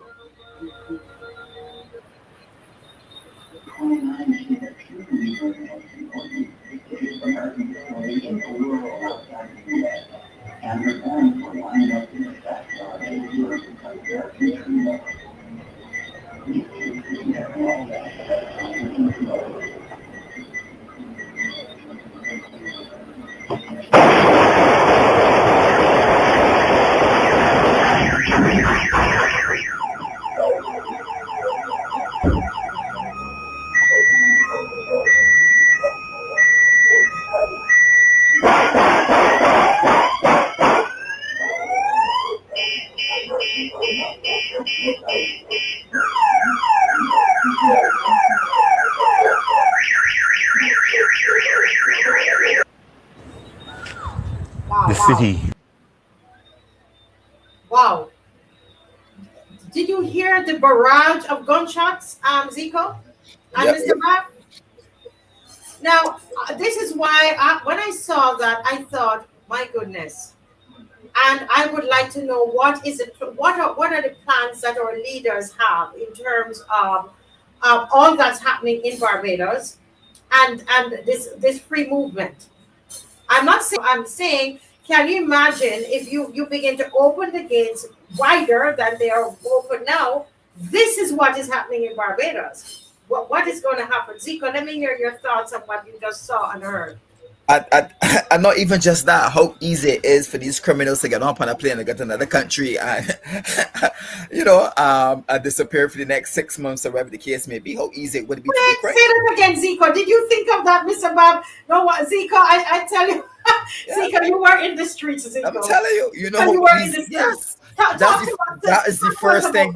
That is the first thing we'll be thinking about. Oh boy, as soon as they commit this crime, get 6 months and spend another country, or whatever the case is, and cool out until things get back calm in my country and then gain citizenship somewhere else. It's gonna be much easier. I mean, like before we know about hitmen coming into Barbados, you will get a hitman, bring somebody for sentencing to do a particular crime or what's not, because it's easier, to get away with a crime that sort of way. So really and truly, we have to look at these elements as well. Not just that, they might come in and do crime, but how easy it is for criminals to evade the law, and you can only then charge them if they go to court. You can't charge them guilty. So saying that, or they will be deported if found out to do a crime. You have to wait for that whole procedure to be completed. But before that happened, they're done into other countries as a citizen someplace else. you know. So it's much easier now for them to evade crime or even to go place else or even back and forth and do these acts as well. So we gotta look at it like that. And I don't think people are looking at it like this. I mean, like, not only that, working if anybody's paying attention with the sixes and sevens, that is now, Explain to us again the sixes and sevens. yeah, the Everybody now, sixes and everybody think it's number six, and number seven. So what you yes. talking about? So the sixes and sevens is gangs which originated in Trinidad and now it's spread through the same Venezuela and other countries along those lines, and it reached through sound. We will call it was the Trinidad music, or some people call dancehall, and it's now spread throughout Jamaica and even here now in Barbados, which you will put up the sixes or the sevens, the gang signs that y'all will be seeing or what's not. So they speak through the gang signs and back and forth. So because this has expanded now, it's reached its way, so people are losing their lives over numbers, or as a six, as a seven, you know. And this has started the same thing I was talking about through culture wars, you know, through the blacks versus, you know, the Indians and what's not. And now it is spreading throughout the Caribbean. It's now found its own life and is now take root in Barbados. So where that is concerned, even in terms of that network, because I can simply go into another country and say that I'm a six or I'm a seven, and I will be welcomed with open arms. And this is the criminal organization that we're talking about. We're talking about just, you know, and with open arms, just due to that organization, the network is well knit. So even when looking at that video just now and realizing that somebody committed an act like that, you know, easy it is for them to get up on a plane and go someplace else and chill and get citizenship. Wow, does disappear. Mr. Bob, any thoughts on that crime and free movement? Yes. When you look at that video. Somebody just put up the Prime Minister does not care, but I am saying it was so easy to give away millions of dollars to as a deterrent to criminal activity, and now we are offering them, as ZICO said, a getaway card. You're so right. Because if like nobody saw me, but people may be aware of who did it, but I can get out. I can get out, take and just go, as ZICO said, go out for a few months, and then once I get the okay that things have settled down, I can come back in. So we have to this free movement from between these countries. We have to think about it carefully. The Prime Minister of Antigua said it has to be approached with caution and sensible. But there was this rush by our leader to quote unquote get the and I think, and I saw the comments from other countries, and she's seen as a hero. And I know that the comments, she either read the comments or they're read to her. And when you have a big ego, those kind of things prop you up and you feel that you are doing something. But she's not. If she's a hero to the rest of the Caribbean, she certainly has to reconsider what she's doing to Barbados at this point in time. And the people must say that, pause, step back, and then we have a bigger discussion on this. And that is what the march is all about. Yeah, go ahead, Zico. My question even to that, all right, cool, you come into Barbados, where are they going to live? Where are they going to live? You know, and then it's insulting when you say that, they need more workers, you know, we need more workers in the workforce, and there's so many people in Barbados unemployed. But you know what, Zico, even before you get there, because we're going to look at something that came out. We're getting there tonight. But look, Sharon Innes says what? This is a get out of jail card like in Monopoly. And I don't think a lot of people have thought about how criminals could use this. Of course, you know, people will find different ways to get out of crime, whether the free movement was there or not. If you're criminal in your mind, you're criminal. But it's we're giving them, we're making it possible for them. I never thought of that. Because study it, before it would have been important. Even if you had to commit a crime or you had to went to other country, it will force you to come back in a shorter space of time, because after that time you got to come back to your country. But now we're saying, no, you're free to go ahead. You got 4 passports. You belong to 4 islands, you know. So you're free to go wherever you want to go, you know, and hide out wherever you want to hide out. So when you look at it like that way, and then I'm telling you, the gang culture in Barbados is not going to explode, because you have people who've committed crime or part of particular gangs coming in and out of your country, sharing the knowledge, and we're not gonna be inheriting gangs, gang beasts that we never even know how it started in the first place, and that's the reality of it. You know, Right. nobody's not saying that. Nobody's not saying that. Oh, we don't want to have some integration, but I just don't think that Barbados is ready for it as yet. I think Barbados have too many issues. I mean, too many people in Barbados with their hands out saying they want jobs and they want certain things, they want some place to live, they want this and that. And then we're saying, you know what? Stop and pause. You come, you come, you come. You know, it's insulting it is for people looking for jobs then to open your newspaper and see that because they're looking to recruit. Because it's going to impact the small man more than the big man. It's going to impact the small man because when you come to Barbados, the first thing you look to do is get a what? You know, something just to eat food, just something to pay a little bill. And the reality of it, most people coming into the country is going to be entrepreneurs, rather selling the soaps and herbs, you know, selling the soup, the food, the cultural food, whatever the case may be, and they will not contribute to NIS. So no, it will not solve it. And Barbados is too expensive to live. So I know for a fact, they're in their mind, let me get this money and go back home. Let me get this money, start it where we got to start it and go back home. And that's the reality of it. Nobody's coming to Barbados to live and tell the stuff they want to spend the next 20 or 30 years. It's just to get wherever they can get out to the pot and head back across and build what they got to build. And we need to look at it like this. I do not think Barbados is ready. Plain and simple. Too many cons. Yes, too many cons and very little pros. What's the benefits for Barbados? Don't tell me now about pension. Tell me what's the benefits for Barbadians. Tell me what's the benefits for Barbadians. I can go there and make more money. Tell me what's the benefits for Barbadians. That conversation has not been approached, ZICO. Sad.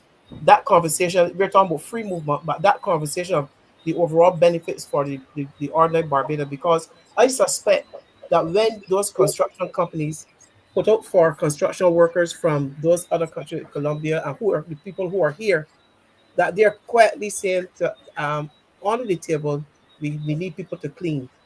Barbadians are not going to work for the type of wage that they're going to offer, but the person that they have now made the contact through the construction worker will come. That is why you're seeing so many.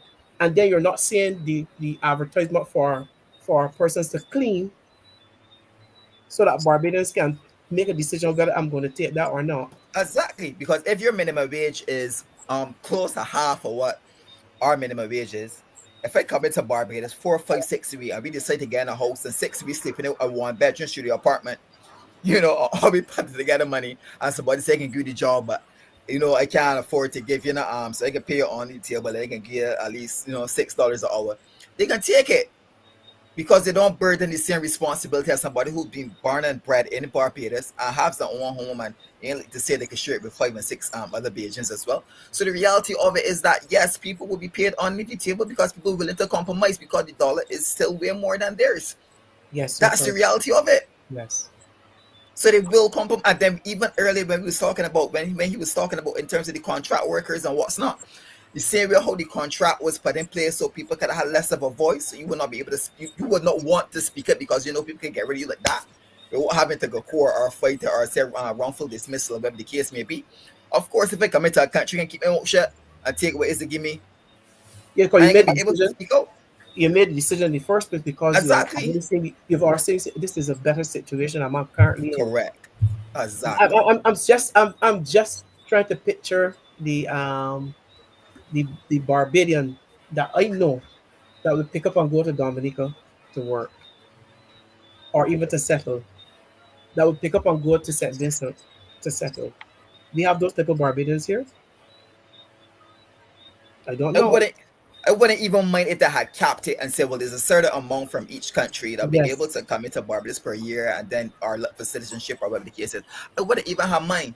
But when you just open your borders and then say, well, you know, it's not that it won't be enough for the pie and all this, come on, be real. Let's be honest with agents today. Or important food, like we hand to mouth. That is so demeaning. And insulting to the intelligence of the everyday Bajan. Yes, you're correct. Yes. You know, I'm leaving you guys to be at it because it is good to let you guys go at it. You know, this is your birthplace. And so I'm deliberately just keeping quiet because I can see how passionate you all are about it when you look at even this picture. You made mention of it, ZICO. And the other night, once we put it up, we had these people, these trolls. I guess they were hired from Chefette to come into the comment section to try to stop the people from going at Chefette. But really, I mean, this is a slap in the face when you think of how much money Chefette makes in Barbados. Chefette is to us like cuckoo and flying fish. It's almost like this is our national dish, and we support it. Black people support it at the expense of our health. High blood pressure and diabetes and all of that, and it's killing off our population. But you know what? They can't fork out a little bit more to pay us. But let you guys go at it, and let me take my mouth out of it.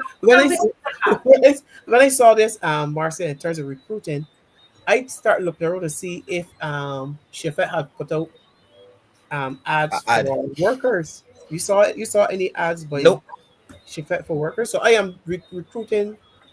So the recruiting thing in St. Vincent to get those persons to come in would have to be influenced by a shortage of workers here, but I have not seen that.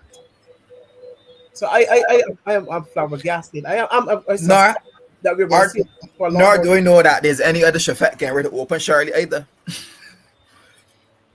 You hear any new Chefettes getting ready to open? No, they would have. So I'm saying that I did. This is very strange, Zico, and I'm saying that this is just the start of the tip of the iceberg, and I suspect that we're going to see a lot more of this, especially in those job areas, minimum wage areas, where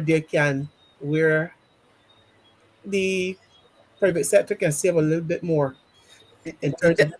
The next question to you is: there going to be more hospital beds? If we cannot even supply for what we have here right now in terms of the hospital, our public healthcare system cannot even support the numbers that we have currently. What are we saying? We telling more people to come? If our roads on the morning can't handle the traffic that we have currently, we still open up borders and say, yeah, come, we got room. And it's irresponsible, man. I think somebody misunderstood or miscalculated the size of our country. It is just 166 square miles. And then in terms of housing, not only healthcare, housing. If these people come in by the thousands in the next couple of years, we're having problems with affordable housing. And when we have affordable housing, we get scandals. We lose money. Huh? A minister was fired because of that. So you're having difficulty, your own government, staying above board, providing affordable housing. We are going to put these people to live in Harrison Cave. It's going to force the rent to go up. The reason why it's going to force the rent to go up just simply depends on supply and demand. Agreed. And a room how much is one room? I live in a community. I stay in a community where there's currently a house, and a house that a Barbadian family will live in with 3 bedrooms, and one family will live in at this point in time no house. 3 different people who are not known to each other. So we are going to see a lot of that as well. And when you see, so currently, I'm not sure how much you pay for a room, but as you said, that is going to go up. Yes, you got right now. You have a 1 bedroom places selling for $1,000 and up, which is crazy to me. Which is crazy for me, and the reality of it is going to go up. People can tell themselves supply and demand. There's more people wanting them, so eventually we can up the price to become more competitive, so people can get it. Yes. So yeah. So you're going to, and because once they come, they have to find somewhere to stay. They have to find somewhere to sleep, for that time being, and then that person who may get into that room, then I don't see them staying around because they will, as you said, entrepreneurs who come in, make a little bit more money, help out my family, save a little bit more, send it back to my country, and then I am finished in a 5-year period. And they've already worked out in their mind how long would it take me to get this thing organized, and I get up and I'm gone at this point in time. So health, housing. They said that they'll be entitled to our educational system. Some schools have overcrowding in classrooms, 25 or 30 people in a classroom. We're having challenges with settling our educational system. Are we bring them into a unsettled um, situation? And I know that usually when at this point in time, when we have people from the Caribbean or outside of Barbados come into and they look for a place in our school system, they start at lower level. So if they were in fourth year, they start in third to come back up and start at. So then Yeah. we're gonna have some more child. What are we going to do? And some don't go to school as often as they should because they come with challenges. We have our own challenges in school where we're seeing more children not being able to read properly. How are we going to mitigate against those new challenges that we're going to have as we give these people the same once they're citizens, the same privilege as our people in the educational system? We can't even supply water for we brothers and sisters in the country. Listen, don't even mention that. I have a whole video to show We you all. can't even supply water. Listen to me, guys. I'm telling you, we are commenting on all these different things that's happening tonight, guys. It's all around the same thing of defending our birthright. Dave, can you put up? I know there are people who are saying, to boycott Sheffet. But can we truly? Is that something? People love Sheffet till I don't know, boy. I'm telling you that they probably think Sheffet is the national dish. I don't know. Pet Sheffet can really be boycotted, but Dave. And it's not even Halu's fault. It's not even his fault. If the country decide to open up, let me get ahead of the curve and start some recruiting. Otherwise, I can't even blame them. It's about a profit margin at the end of the day. Yeah. Yeah, but you see this housing. I mean, we're talking. We're I really hope that every home. I was discussing this in my family with my son even this evening. He was asking me about the whole thing, and I think we need to discuss it with the children, discuss it with your teenagers, discuss it at churches, discuss it in the workplace because it's going to affect our lives. The officials, they're not preparing us for it, so we have to prepare ourselves. We have to prepare ourselves. But look at this. We're here talking about the Caribbean. Now, somebody sent this to me. Anybody saw this? First time I'm seeing it. First time. Oh, Indians. Guys, take a minute from the chat because I know everybody chatting. But tonight we have enough family chat. Right? That's how it feels like, how Indians can get permanent residency in Barbados. Now, this is a site called NDTV Lifestyle Desk. All right, and I did do some research on it, but I'm going to read a bit of it, and this was sent to me. And I'm sure when Miss McLean comes on, hopefully on Sunday, she will go a little deeper in it. But I did just a tad bit of. Let me remove this from the screen. And it says here, if you have dreamt of waking up to the sound of turquoise water lapping on beautiful beaches, Barbados is a place to explore. This easternmost Caribbean island country is known for its stunning turquoise beaches, vibrant culture, and island spirit.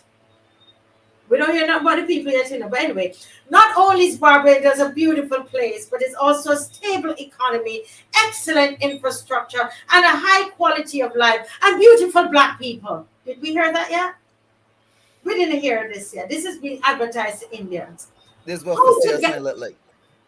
This is what a for sale sign look like. A for sale sign. And we don't hear anything. They said vibrant spirit. They said something about the spirit, but we don't hear that this is a place with beautiful Black people. We didn't hear that. We're talking about the turquoise water, lapping on the beautiful beaches, and the places to explore, and the stunning turquoise beaches again. Where are we in it? Okay, is that the vibrant culture? Could be, but anyway, it says how to get permanent residency in Barbados. Listen, they're selling the thing. They're selling it. Oh, Lord. Barbados offers permanent residency through the Special Entry and Residence Permit (SERP) program, which is an investment-based residency scheme similar to a golden visa. And then they want to curse Trump. They said they're advertising it to the Indians, and they say it is similar to a golden visa. Depending on investment and category, it allows you to live and in some cases work in Barbados for as long as you maintain eligibility. What is it offering? Indefinite permanent residency. To be eligible, you need to invest a minimum of US $2 million in Barbados economy and have a personal net worth of at least US $5 million. This permit does not require renewal. Oh Lord, it would break you. Well, who could renew that? Renewal permanent residency. You need to invest at least US 300,000.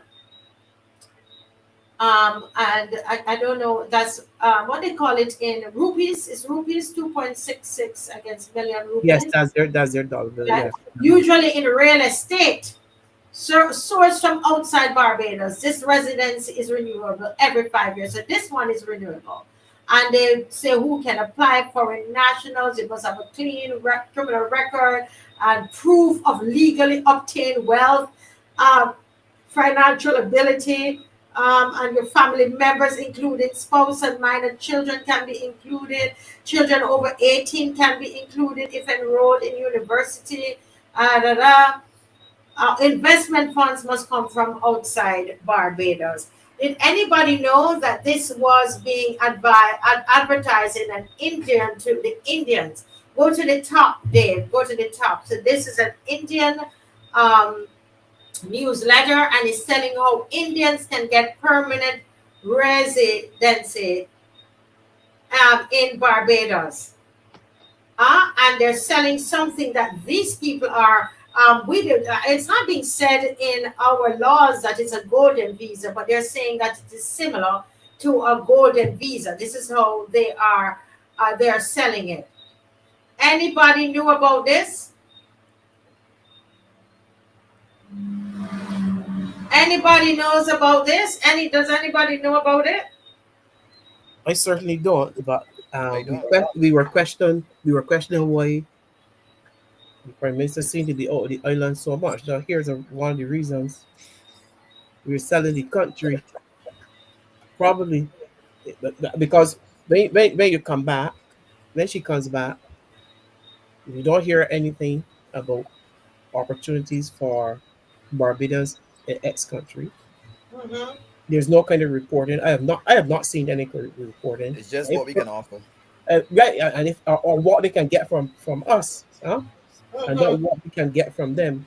So I am saying that a lot of, remember we had the metaverse, we had the just coming to COVID, there was this move to bring people in to reside and work in Barbados at remotely. So I am saying that this is just an extension of what was happening, and I believe that the government needs money, and they're finding ways that that they may not have to borrow, but you can have some investment somewhere. But if we don't have, somebody forgot that we are only 166 square miles. If this is the case, if you're encouraging persons to come in, billionaires and millionaires to come in and to take up your land wherever it is, then what is left for us, the residents? Yeah. We have a caller on the line, but I also want to fact check this. So they're selling it, so they've put a little something inside there. So I want to fact check it and tell you exactly what this program is. Okay. It does exist, but they've kind of done a little, added a few things on it. So, but we have a caller on the line. Caller, go right ahead, please. Good night. Welcome to the Marcia Week Show. Go ahead, sir. Yes, good night to Marcia and her guests. Yes, good night. Can we hear him clearly? Yes, Yes, please, ma'am. Yes, please, ma'am. Yes, go ahead, sir. It's a pleasure having Before you. I start, I want to join with the people, the government, and the people of Grenada, CARICOM, and Petit Martinique to wish my Prime Minister, Deacon Mitchell, a happy birthday. Yes, well, tell him happy Today was his birthday. birthday, yeah. Probably only no three celebrated. God, they said 24 hours make a day. Yes, Now, your first guest, I think his name is Marshall, eh? Something Marshall. yes, Mr. Marshall. Yes, I know him well. And he was talking about the contract workers and the statutory corporations and so on. Mm-hmm. The National Housing Transport Board. He called a whole list of them. You remember the days of the last decade? Yeah, I remember that's what they have dubbed it. They labeled it, yeah. I worked with one of them, one statutory corporation led by a board. And they had two ministers. Good. But I put it this way. Anyhow, I worked for 10 years and some months. Good. I didn't get appointed at the time. But I think then less in a year, I obtained a letter. And in those days, we used to call it Barbados National Bank. And I've been there, and I start to improve my standard of living, like my home, etc., etc., etc. Mm-hmm. Good. Don't forget, I didn't get appointed. This kind of thing that I think happened, this thing is working on contract. All he had to do is to produce a document that this piece of rock they sitting on is my official residence. Mm-hmm. I showed them that. They didn't took it from me, because I know some people want to grab onto that. But they look at it and they give me it back. So I was using that. I was using that up to the time of I come home. Mm-hmm. I remember my last loan to tell me after 65, don't come back here. So I think in the last decade, I know a lot of people that work in statute corporations doing I went in the David Thompson time. That got too well. Get home improvement, buy cars, buy this, buy that. But we don't know, I know for a fact, since these people come, people groaning. Business houses and just ignore them. You can't get credit. The banks ain't getting the loans. You can't use them and gain the loans. Nothing so. Because they said that their jobs is not guaranteed. Yes. But I could tell anybody, in the last decade, things were good. A lot of people got too well on the last decade. Before any strings attached, you just go and get your job letter, you move to the bank, you move to the credit unions, you move to the Christian unions, you move to the mothers unions, and you get what you got. I want to come home happily afterwards. Yes, I get a package too. I think a lot of people, I remember a lot of people who get packages. Wow. On the last decade. So you did well under the last decade. We never see them days again, boy. The last, I ain't hear nobody say, give me back the last decade. And I hope the time will come, because it's called the old guard, but I love the old guard. I want to come back, the street. You know the whole thing, to treat people good. I want them back. You want them back. So let me ask you, if it's insulting, don't answer. How old are you, sir? Well, I 3 years, 10 and 1. 3 scores years, 10 and 1. So that you're you 71. Today. You're He's a good 71? mathematician. 71? Mr. BABB, yeah. You're 71 years old, and you're saying that under what they call the last decade. The last decade, yes. As a civil servant, you were able to get a home and a car and everything. No, I didn't get in a car. But my last loan, They tell me that because the name changed from Barbados National Bank to Republic Bank. Mm-hmm. And my loan officer told me, because them know me as commissioner at the bank. Commission is your last. Oh, you're That way you commissioner. want. Okay, uh-huh. Don't come back in here at age 65. I couldn't even get a car. Why said when you go home at 65? What you doing with a car now? I want that car gonna break me. When the motorcycle was $3,000 and $4,000. I said I even want that. I went to go into this queue and come back home. Well, I know I was registered to hit me. I had to find myself on an e-bike to get around. Yes. Wow. Well, I'm telling you, very interesting listening to you because one would never have thought that. And yeah, let me do something. I could remember my son. I got a son that born in the Spice Isle. And he came here and he went to Ellerton Primary. And then he went to University of Parkinson. I could remember in the last decade, people could have borrowed money from their department. I know that, you remember they say you got to pay back by the financial year? Okay. I borrowed money from my establishment and educate my son, Russell. I had to pay back. I paid back. I never went to the bank and borrowed money for to educate Russell. I borrowed from my establishment. All under the last and I paid back by the next financial year. I think it was around March, April. Even in the Tom Adams days, and then after days, and it was the Tom Adams days. When it to work, before the schools, when the schools went to boards, I borrowed money from that West St. Joseph Yanam School from the board. I educate my daughter at Belmont Primary, and then she went to Robert Secondary. And then maybe had to pay it back by the financial year. We had to go out in the bank to borrow the money. No, credit union thing is you go and borrow $500, next you go and pay back $2,000. What kind of economics is that?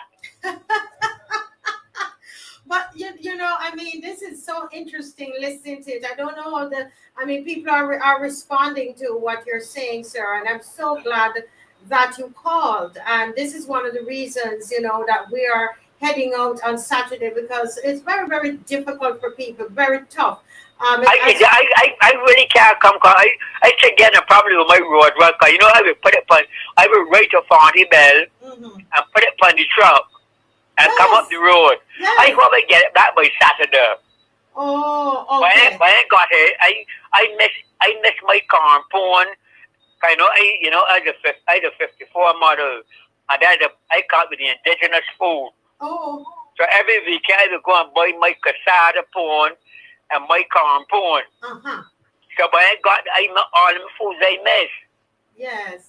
Yes, you miss all of that. Well, because you said it's 350. Let me rise and shine. Yeah. Just a little space at time. You know that 350 give me belly pain. What is that? What is the 350? What is that? The bus fare. The bus fare. Yes. 350 to get from here to down my back. That thing give me belly pain. When I hear this thing talking about minimum wage, and we got girls gonna catch a bus from here to down and from down to another place, and some of them are working. Some people for $14 a day.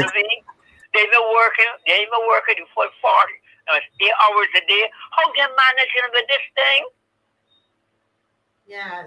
How do you managing? Yes. I'm telling you, it's really. I'm sorry. It's been a pleasure chatting with you. I wish we could chat a little bit more. I want to keep your number because I love talking. Oh yeah, don't forget. I can't get it though unless you children. That has come so unexpected. But I tell you I give you my name. Yes. Put me in the chat. Okay. I didn't use my name and my number. So when it comes up, I know exactly because I know the voice. No, this is the landline. That's the landline. Oh, I see. Okay, no problem. I did use the WhatsApp sometime. Right. Yes. Okay. All right. Yeah, put me in the chat because I can't get it due. All right, no problem, man. No problem. I will sort you out. Yes, please, ma'am. Yes, okay. I really hope you. I would love to see you on Saturday. You know. I hope we can get no party, but offer you come as far as there by we call it there between the credit union and you know, they come up the Plantation Limited. The builder called the City Mall. City Mall. Oh yes. To Mary's Church. I can tell you yes for it there. Come and shake my hand out there now. Come on, man. Come on. All right. We would be happy to see you. We miss you because I didn't see you in a little bit. Yeah, that's true. That's true. And I got some speeches to make from when we get up the road there in Independence in the park, Square. yeah. When you come to Independence Square, we have what is called a roadside parliament, and so you please, ma'am. You take the mic and you give us a nice, short, good speech, okay? Yes, and we'll be happy to go, but we're looking forward to seeing you. We really want to see you, okay? Okay then, ma'am. All right. So everybody, good night. Bye, you stay tuned. It's ready to go in. Yes, sir. All right. Okay. Thank you. Yes. Wonderful. Hey, Marcia. Yes? I would like to read something here that I would like me to highlight and take note of. All right. One, the loss of national identity. Barbados has a rich cultural heritage shaped by African, British, and Caribbean influences. If foreign cultures take over traditional Barbadian values like dialect, music, customs, it could fade and weaken the nation's sense of identity and pride. All right. Two, the decline of local traditions. Festivals like crop over local cuisine, folk art might lose their prominence and authenticity, replaced by imported customs and entertainment that don't reflect Barbadian history. Economic dependency. If foreign business dominates industries, Barbadians can lose control over that economy where profits may flow overseas instead of circulating in the local communities. All right. 4, social division. Cultural takeovers can create tension between locals and foreigners, leading to discrimination, resentment, or even a sense of exclusion among native Barbadians. 5, political influence. Our nation, our cultural groups might start influencing local politics, policies, and the education system, shifting focus away from the national interests of our towards the external agendas. 6, local and community shifts. Over time, Barbadian dialect like the Bajan and Creole might decline if younger generations start adopting foreign speech patterns and slangs just to fit in. The erosion of community values. Barbadian society is known for its warmth, respect, and neighborly spirit, and our cultural takeover may introduce more individualistic and materialistic values that can clash with traditional community-based living. These are some of the things that we have to start paying attention to. These are some of the cons that could eventually start to affect Barbados in a negative way, especially when we start talking about even the foreign businesses that could come into Barbados and start to dominate. But the realistic fact of it is that the profits may eventually start going back over to the countries I was speaking about earlier as well, which eventually could impact our dollar. So we got to start looking at these things. As I say, we into the integration or what's not, but I just don't think Barbados is ready as yet. Not ready. But before Mr. Bob, I can see he's ready to jump in there. Mr. Bob, Sonny has a comment here, and I really believe, good night, Sonny. I believe what she's saying, because if you look globally, Mr. Bob and ZICO and viewers, look at what is happening. Look at the immigration, these wars. I call them wars, cultural wars, local wars. That's happening. Look at what's happening in America with immigration. Look at what's happening in Europe, Mr. Bob. So what it's doing is pitting one group of people against the next, because I was sitting here thinking before Sonny put this comment up, can you imagine? You go in Shepherd and you see people in there with speaking in a different accent and treating you funny, or if they ever started doing that, you understand that people won't be there throwing down the food and walking out and angry. You know what I mean? That we start to fight and fuss with each other. We're Caribbean people, but we start to hate one another. You know, Mr. Bob. And so what Sonny's saying is that they're trying to attract cultures that won't blend with the Barbadian cultures. I think she's speaking specifically about the Indians with the Barbadian culture. Divide and conquer model is being rolled out across the world by the globalist cabal. And that fits in right with what you were saying, ZICO, because these are some of the possible things that could happen. Mr. Bob, jump right in. Not only that, but you not only at Shifet, but an election is called, and I go into the polls, say around 12 o'clock. I'm the Bajan at the front, and 60 people behind me talking in a strange way to help decide for us who the next government is. I would be angry.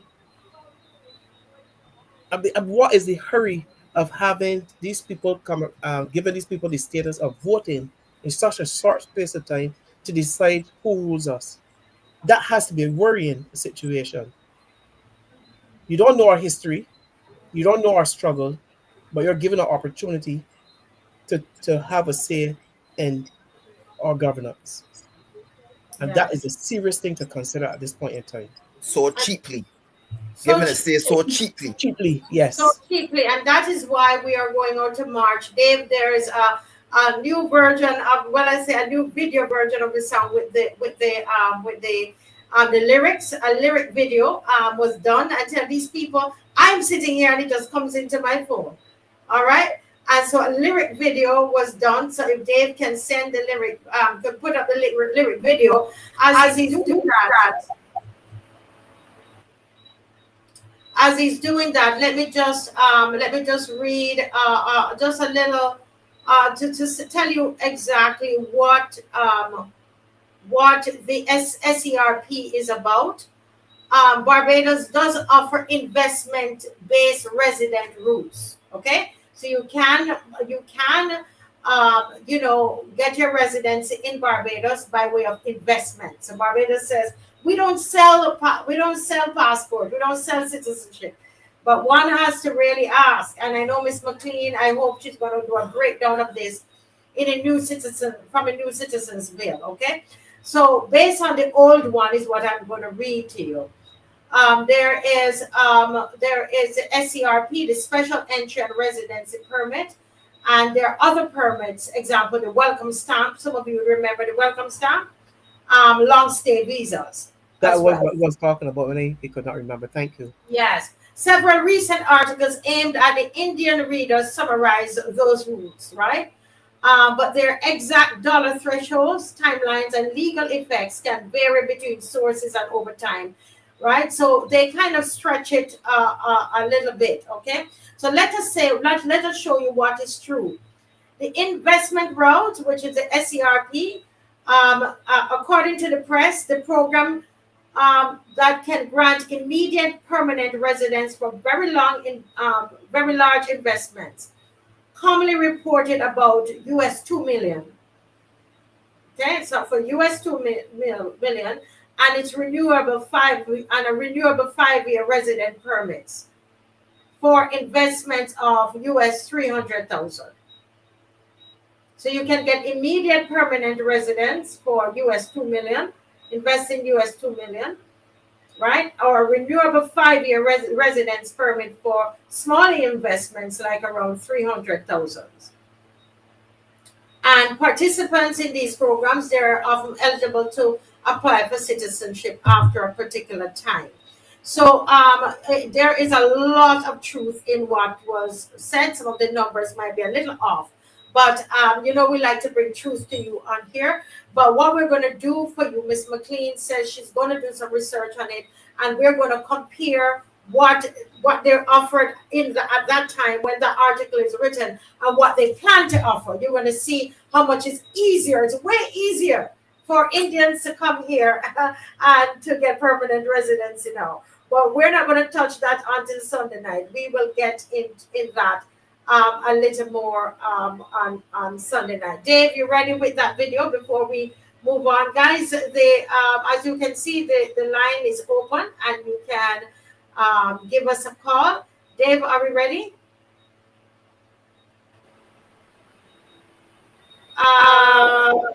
Okay, good.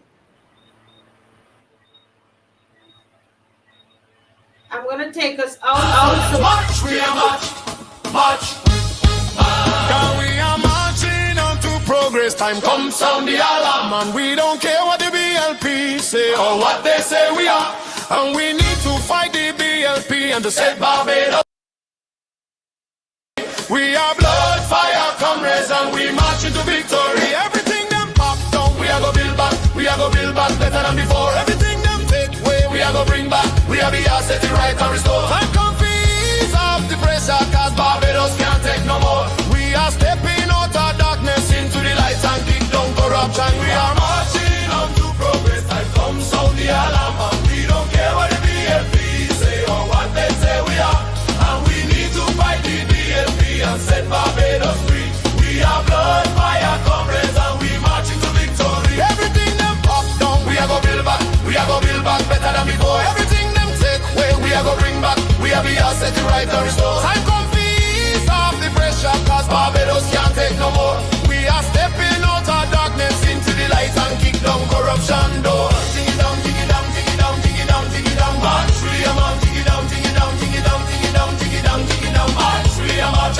Hey, hey, hey, hey, hey, march. We are march. Hey, hey, hey, hey, hey, hey, march. We are march. Marching on to progress. Time come sound the alarm, and we don't care what the BLP say or what they say we are. And we need to fight the BNP and set Barbados free. We are blood, fire, comrades, and we march into victory. Hey, hey,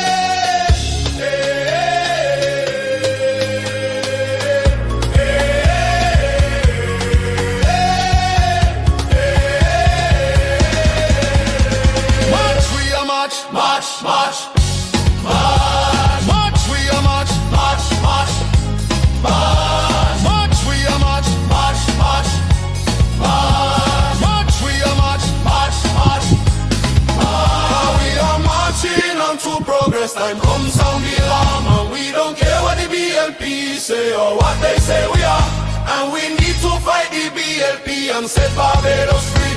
We are blood, fire, comrades, and we march into victory.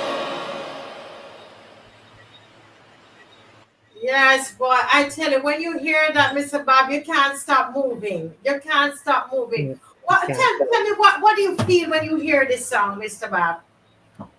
What is the feeling? A sense of hope, a sense that we have a more or less like a chant. We are not as scared of the BLP, and we march into victory. They're dealing with the corruption and what they take away or plan to take away. You know, it covers what we are seeing. The song covers what we are seeing and what we're protesting about in this day and age. And it comes with an infectious rhythm. And it has a hook line, so we can say, I'm glad that they put the lyrics up that people can sing along as they move. Yeah. And Zico, what about the song? You heard it. Apart from the rhythm, is there anything that is else about it that grabs you? First of all, it touched me just like how a gospel song would touch if you're in church. I saw you. Because you came on early to test your mic and yes, but yes. then I saw you start to move.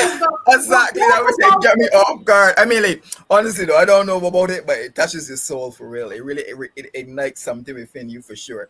To march, the lyrics is strong. I mean, it's powerful. The beat is very groovy. It gets you very energetic and what's not. But really and truly, it really ignites something within you. Something that you can resonate with. So I guess that will really get the people as well. I mean, you can sing it with passion because it's something that you feel.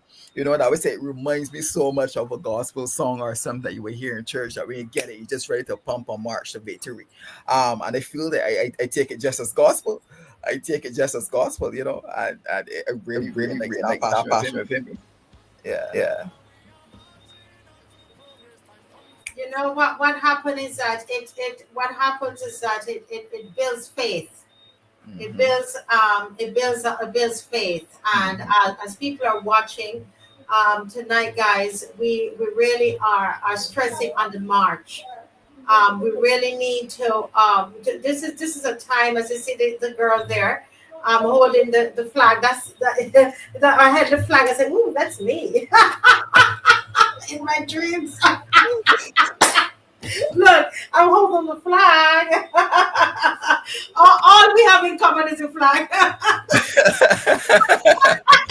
And they had to put it up again. But yeah, but seriously, seriously, guys, this is something that is so important to Barbados. We're having fun, we're laughing, but it matters to Barbados, and so we really need to. Really need to come out, and this is I know that this is a remix of another song that was made sometime before, and it's made for Barbados, and it's really done very well. 10 o'clock Saturday, 10 o'clock, October 11th. If it's raining, we are going to be there. If it is sun is shining, we're going to be there. You're not. This march is not off. I'm telling you, it is not off, Mr. Bob. Listen, it's going to be a walk with your stick. When you get there with your stick and you can't walk anymore, come on, we're gonna put you in a van. All right? Okay, ZICO says he's gonna be there. You're gonna meet ZICO. ZICO gonna talk on the truck. Mr. Bob is coming too, Mr. Bob. And we're gonna be dancing all the way down the road. And somebody, let me hear from people what they say about this song. What about, is there anything about this song that touches you, or it might not, but what is it that you like about the song apart from, let me not say apart from it, what is it you like about the song? Because I saw that the comment section when we just played it was going crazy. What do you like about the songs? Calibre said the song projects resilience, faith, and hope. Oh, wow, yes. So Judy said the body with the Barbadian flag is Judy Dotted Jills. Oh, Judy, oh, but it's really you. It's really you. Anybody else? Someone, Sharon said the song is infectious. Anybody else? We're going to go back on the issues, but we want to spend a little bit on that march. Just to spend a little time on the march. Anybody else? No? Only what? Only 5 people like the song?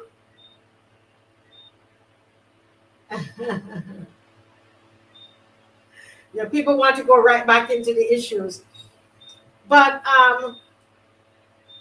somebody said, I'm hoping for 14 to 16 election this time around. Me too. Me too. Nigel said the song is powerful. Jefferson, you must have heard me in my house. I said that is what I would like. And if you have a 14-16 government, I'll just shut the show down, We don't need the show anymore, Mr. Bob.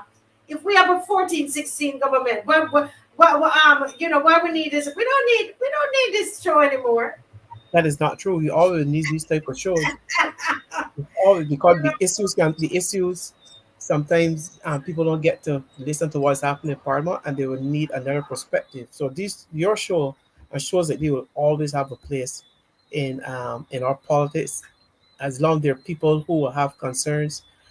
Sometimes you see a different perspective than a political one, especially sometimes in some issues.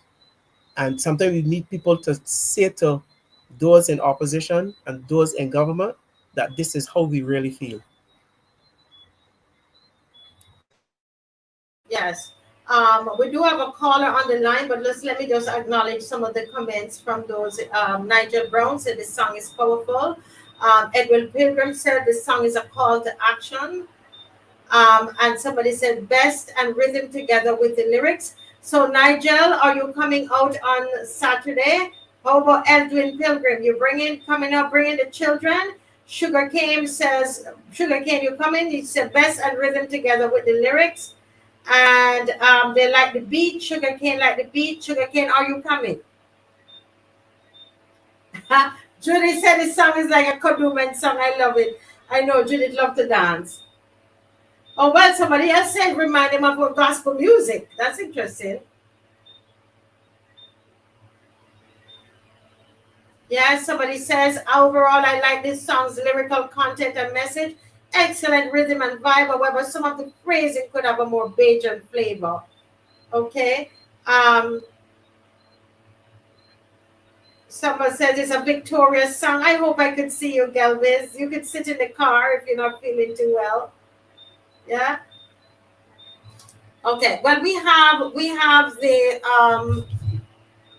the caller on the line. Good night, caller. Go right ahead. Hello, Marcia. Yes. Good night. Can you hear him? Can you hear him, Mr. Bob? Can you hear me? Yes, I'm Yes, you I'm can. hearing you. All right. You're hearing me better. Okay, because I have the fan on.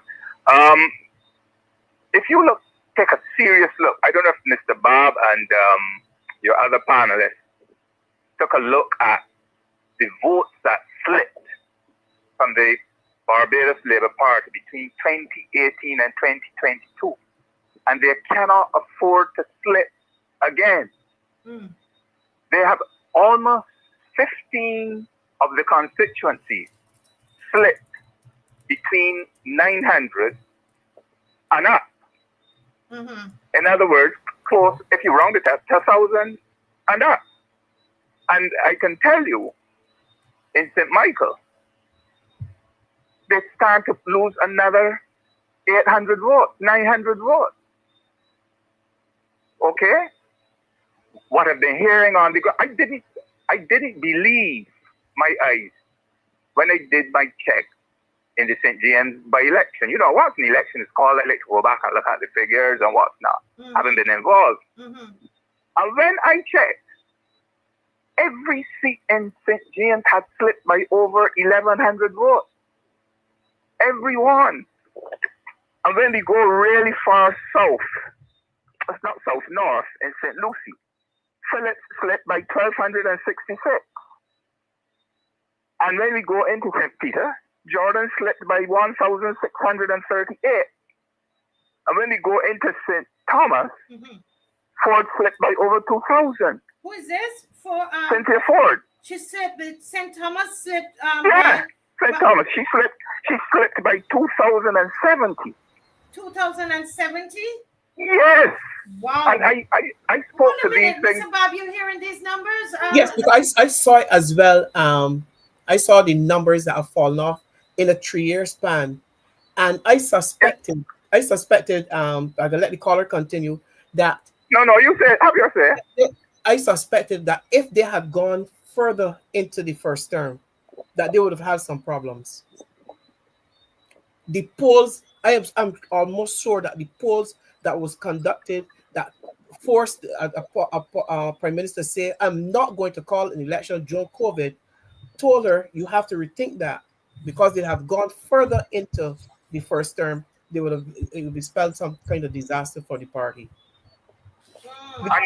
And my word was when the St. James North by-election came up, I said, this by-election is going to tell me if the slippage continues. And Marcia, it did effectively, and I know you're a lady with your figures. Because I see you calculating mentally, I could see you moving, and how your eyes move, and you have to repeat it. In St. James North, Mr. Blackman had about another 900 votes when you round it up, added to the list. And out of those, he only improved on Edmund Hickson's worst outing by 100 votes. So in truth and in fact, he went back, and you ask yourself, were those his votes, or did they come from the new 900, or did they come from people who had been turned off by Hinkson and came back with him? So I see what you're saying. I said at that, you got me. I said at that time, the administration has to do something humongously large to arrest this slippage. Far less turn it around. It is still on the slippery slope. Like, I can see Marcia Carter losing another 900 votes. So and she would lose her deposit. She would lose her deposit. She lost 900. She lost 900, so St. Michael, so 945. St. Michael Southeast 1017. St. Michael Central 934. St. Michael East 1239. St. Michael Northeast 1337. There has been nothing to arrest this slippery slide. And I said something humongous has to be done. I don't know what it is. But now I'm here to talk on the ground. I don't know. These are things that the only way that you can make a change now is if you turn, all right, you've come to the end. Now let the Democratic Labour Party attract some of these votes. If the Dems go back out and vote, because we might be in election mode, so we could talk electioneering. Yes. If the Dems go out, if they return, I know some of them will not return, but I've seen the Dems move away and go back home. They've done it twice in my lifetime. Mm-hmm. What's there to stop them? And this administration is the only administration that people walked away from them.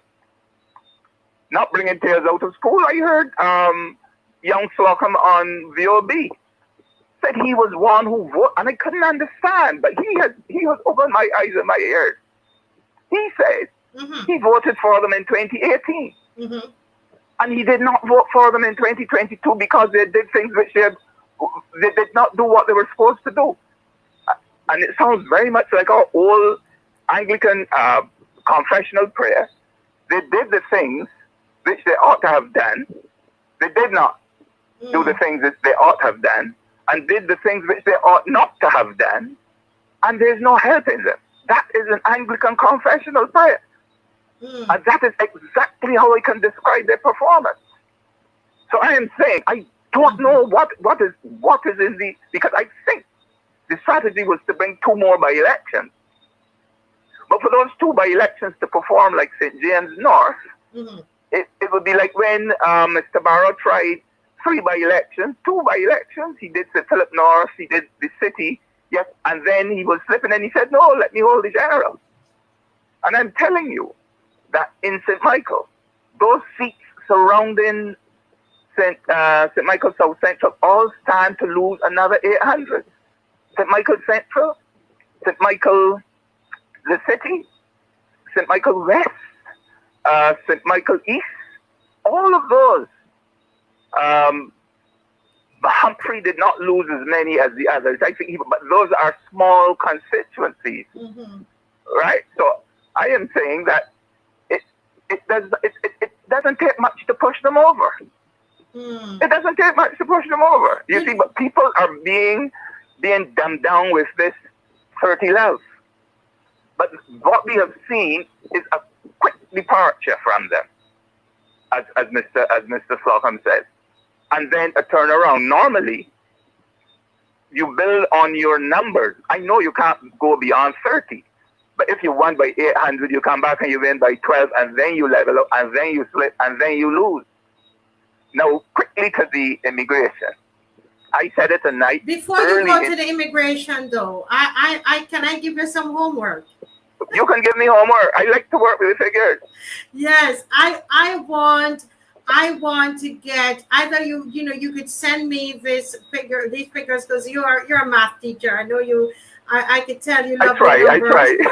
And so if you send me the numbers, then what we could do, or you can do it, put it for me in some kind of display, a chart or something that we can really study the numbers on the show. Okay, don't you think that would be good, Mr. Bob and ZICO? Yeah, definitely. Yes, because it would. You haven't seen it. The people who are there are thinking, what are we going to do? What can happen? We have a clear indication that what has happened in 3 short years, 2018 and 2022, to lose so many votes in 3 short years says something about the party itself. Yeah, and even to add to that, and I put it over to y'all as well. If we look at the psychology of most voters, the first thing you coming in, people say, you know what, just give them a chance. Let me see what Isaac could do. That's the thinking of most voters. After the first term, the second one, people say, you know what, probably give them a little more time. They probably needed the time, so we can give them the time. Coming on to the third time, this is why I tell voters, do not get weary. because people have now come to the consensus and say, okay, this is the game you're playing, and we are not satisfied. So don't get weary and say, man, they're going to win it. No, trust me, they must shake it ground. And this is the time to come out in full force and really make your vote count. Because the time is up now. You had a whole decade. What you do with it? Time up. Time up. That's it. That sounds like a good hashtag. Time up. Go ahead. Caller. The other thing I said earlier, and you see, sometimes I back off when the interest is not there, when people have not seen the light as yet. But now people are now seeing the immigration and the Citizenship Bill. But I said from day one, if this is about bringing unskilled workers to Barbados to work for a lower salary, what we are going to be doing, again, this is at your street market. You have let's say 1,000 Barbadian young people. And to talk about the young people as another ball of wax, so we will speak to that at another time, the youth unemployment.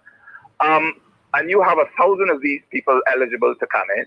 500 come in, whether they come from the Caribbean or from Central America. All of those people are coming from jurisdictions where their currency is devalued really, really low.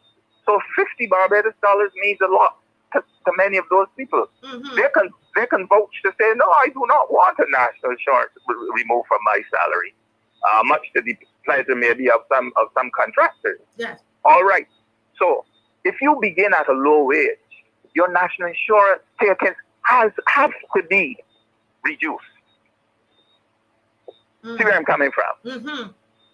Your PAYE, you don't pay PAYE. Exactly. You pay the VAT.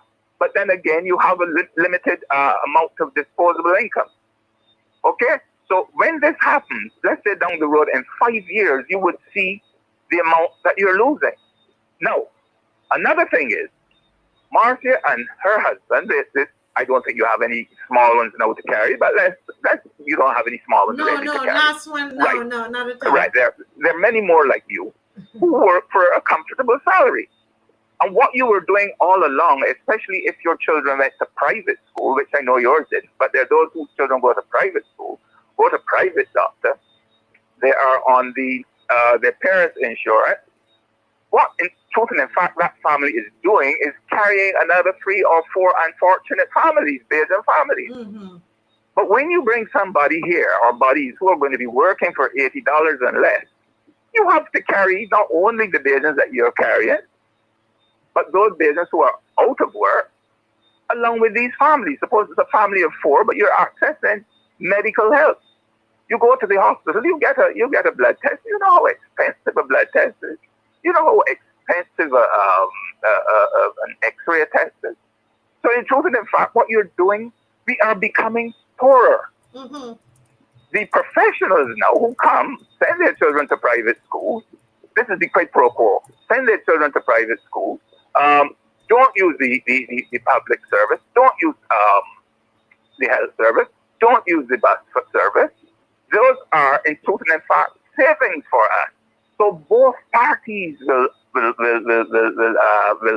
profit. Both is a quid pro quo in it for both.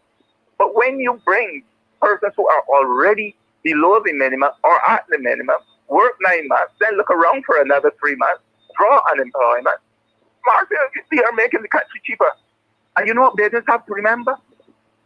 You're making national insurance.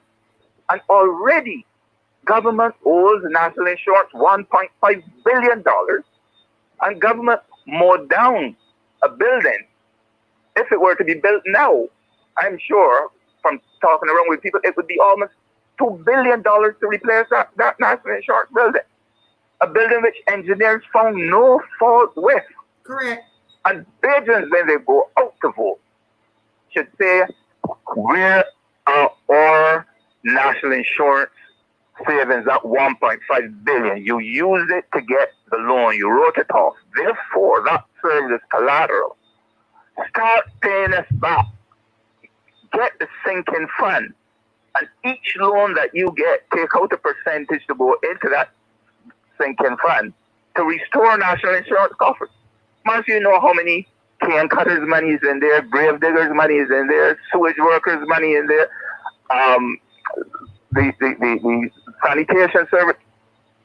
Those poor people. And then there were lots of islanders who cut in, paid and did the lesser menial jobs, paid into national insurance. When they became ill, I've worked for more than one of them. When they became ill or when they reached the age, there was no pension there for them. People who work from, I know a man who worked from in St. Lucie. I think he told me he worked Mount Gay, he worked Trent, he worked Trent, he worked Boarded Hall, he worked, what's the other one he worked at? Next door to Boarded Hall. And when he went, there was nothing there to show for him. Because you have something called an attorney who supervises the estate. And they didn't have records, especially one that went into, I think it was Barbados. They couldn't find any trace. So I am saying that we have to get back that should be a criteria for voting for the government. Let us see that you've started putting back NIS monies. Because it is the poor for 1.5 billion, and if you bring only lower grade workers in, you are further devaluing the national insurance, and God help you if we continue in this vein. So there are lots of issues to look at. Lots. There are lots of issues to look at, Marcia. This election is going to have a lot of issues. It ain't no 30 loves. Yeah, because this is very insightful. And the next time you come on, we want to have those figures that I will have them for you, Mark. I will have them for you. Yeah, we can look at it and we can analyze the data. You got to analyze it. Yes, thank you so much. Very, very, very insightful. Very insightful. Have a good night, Anna. Yes, thank you so much. I love this show. I learned so much on the show too, you know. Because I've learned in this 2 years we've been going, you know, I've learned so much, and I can't wait to get these figures to dig into them, because the figures tell you the story. All that you need to know is in the story, is in the figures. The figures don't lie, right? Figures are the figures, right? Unless somebody cooked the books, but generally, what the numbers tell you what it really is. Well, we are closing of tonight, guys. It's 10:04, and we want to thank everybody for joining us tonight. We had fun. I think I'm going to sleep well. I danced so much tonight. I know you know no more dancing up. I'm too tired. But we're saving the energy, guys, for Saturday. Yes. Let's give our final words. So let's go to ZICO and then Mr. BABB. ZICO. Yes, my final words is simply this. If my grandchildren had to ask me, what did you do before Barbados finally opened its borders and lost its identity forever? What is that you did? I want to say I did everything that I possibly could. I went out, I marched, I let my voice be known, my concerns, I spoke up, and I did everything within my power. People do not sit back and allow Barbados to be lost for good. We are not saying that, you know, we're xenophobia. We are not saying that we have problems with other people coming into Barbados and visiting and what's not, but not so cheaply. Not just on the basis of we want people help, we pay bills. Come on, it must be more than this. Barbados means so much to me, and I know Barbados means so much to everybody listening here today. And please come out, let your voices bring a friend. Come out, make some noise. We march into victory, and we let the people know Barbados is not for sale. I do not care how they sell it or how they try to put it. Barbados is not for sale. Our citizenship is not for sale. What our forefathers fought for is not for sale. It is not hers to give away. So come on, people. Come out Saturday. Come out in your numbers. Bring your whistles. Bring wherever it is to go. And we march into victory. Thank you. Amen. Woo! March into victory. I feel it. And with what he shared tonight, I don't numbers. I'm like, yes. There is a victory. Listen, I'm believing for 16-14. If we could get that, I think that is healthy for Barbados. That's a healthy thing. Okay? I know some people want more, but for me, to be honest, you know, I'm going to tell the truth. I think that is healthy for Barbados. Now, Mr. BABB, close us out before we go right into I will close by saying that to tell, as I say every night, people, lose your fear. Show your face. If you had any doubts, the last caller will relay some of the fears, because numbers don't lie. He said to you that in 3 short years, persons who you voted for, you went out in 2022 or did not go in 2022, and they lose over 1,000 votes. That they in 3 short years. We're going into 4 years now, and I'm saying that in 3 short years, and things are worse now than in 2022. So I'm saying to you, lose your fear. The only fear persons who should have the fear is the government now. And you have to come out and to lose, showing that you're not fearful, is that you come to the march, you say plainly to this government, we have had enough. And we're sending a message clear to you. So tonight, come to the march, support yourself, support your children, support the future of your children's children by standing up today and saying to the government, you cannot do this to our country. Wow. Powerful show tonight, guys. I'm energized, and somehow it's like, especially with those numbers that came in, my faith is so lifted. I just thank former Senator Gill for calling, and we're going to hammer this away on Friday night again, Mr. Bob. We're going to get into these numbers, and I think this is really, really awesome. Good night, everybody. Thank you, Dave. Thank you to the person who advised this song. Let me this echo whenever the music is about to play. Let me just thank the person who revised the song. It is, I'm being told, it's a revised song, and so it's revised. It's supposed to say, I don't think the right word is revised, but you know what I mean. So it's a remake. It's a remix. This is a Bajan remix of this song. Okay. Remix. All right. ZICO in the house. I love it. I think she needs to put that on it. Remix. Listen. So what we're gonna do right now, I'm the DJ in the session right now. So we get it ready to introduce this song. Hey. We are marching to victory, peoples. So introducing to you, it's the remix. Bring it. March, we are march, march, march, march, we are march, march, march. Cause we are marching on to progress. Time come sound the alarm, and we don't care what the BLP say or what they say we are. And we need to fight the BLP and to set Barbados free. We are blood, fire, comrades, and we march into victory. Everything them pop down, we are go build back. We are go build back better than before. Everything them take away, we are go bring back. We are the asset, the right and restore. Time come to ease off the pressure, cause Barbados can't take no more. We are stepping out of darkness into the light and kick down corruption. We are marching on to progress. Time comes sound the alarm, and we don't care what the BLP say or what they say we are. And we need to fight the BLP and set Barbados free. We are blood, fire, comrades, and we marching to victory. Everything them pop down, we are go build back. We are go build back better than before. Everything them take away, we are go bring back. We are the asset, the right and restore. Time come to ease off the pressure, cause Barbados can't take no more. We are stepping out of darkness into the light and kick down corruption door. Dig it down, dig it down, dig it down, dig it down, dig it down. March, we are march, dig it down, dig it down, dig it down, dig it down, dig it down, dig it down. March, we are march. Hey, hey, hey, hey, hey.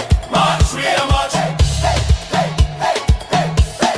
March, we are march. Marching on to progress. Time come sound the alarm, and we don't care what the BLP say or what they say we are. And we need to fight the BNP and set Barbados free. We are blood, fire, comrades, and we march into victory. Hey,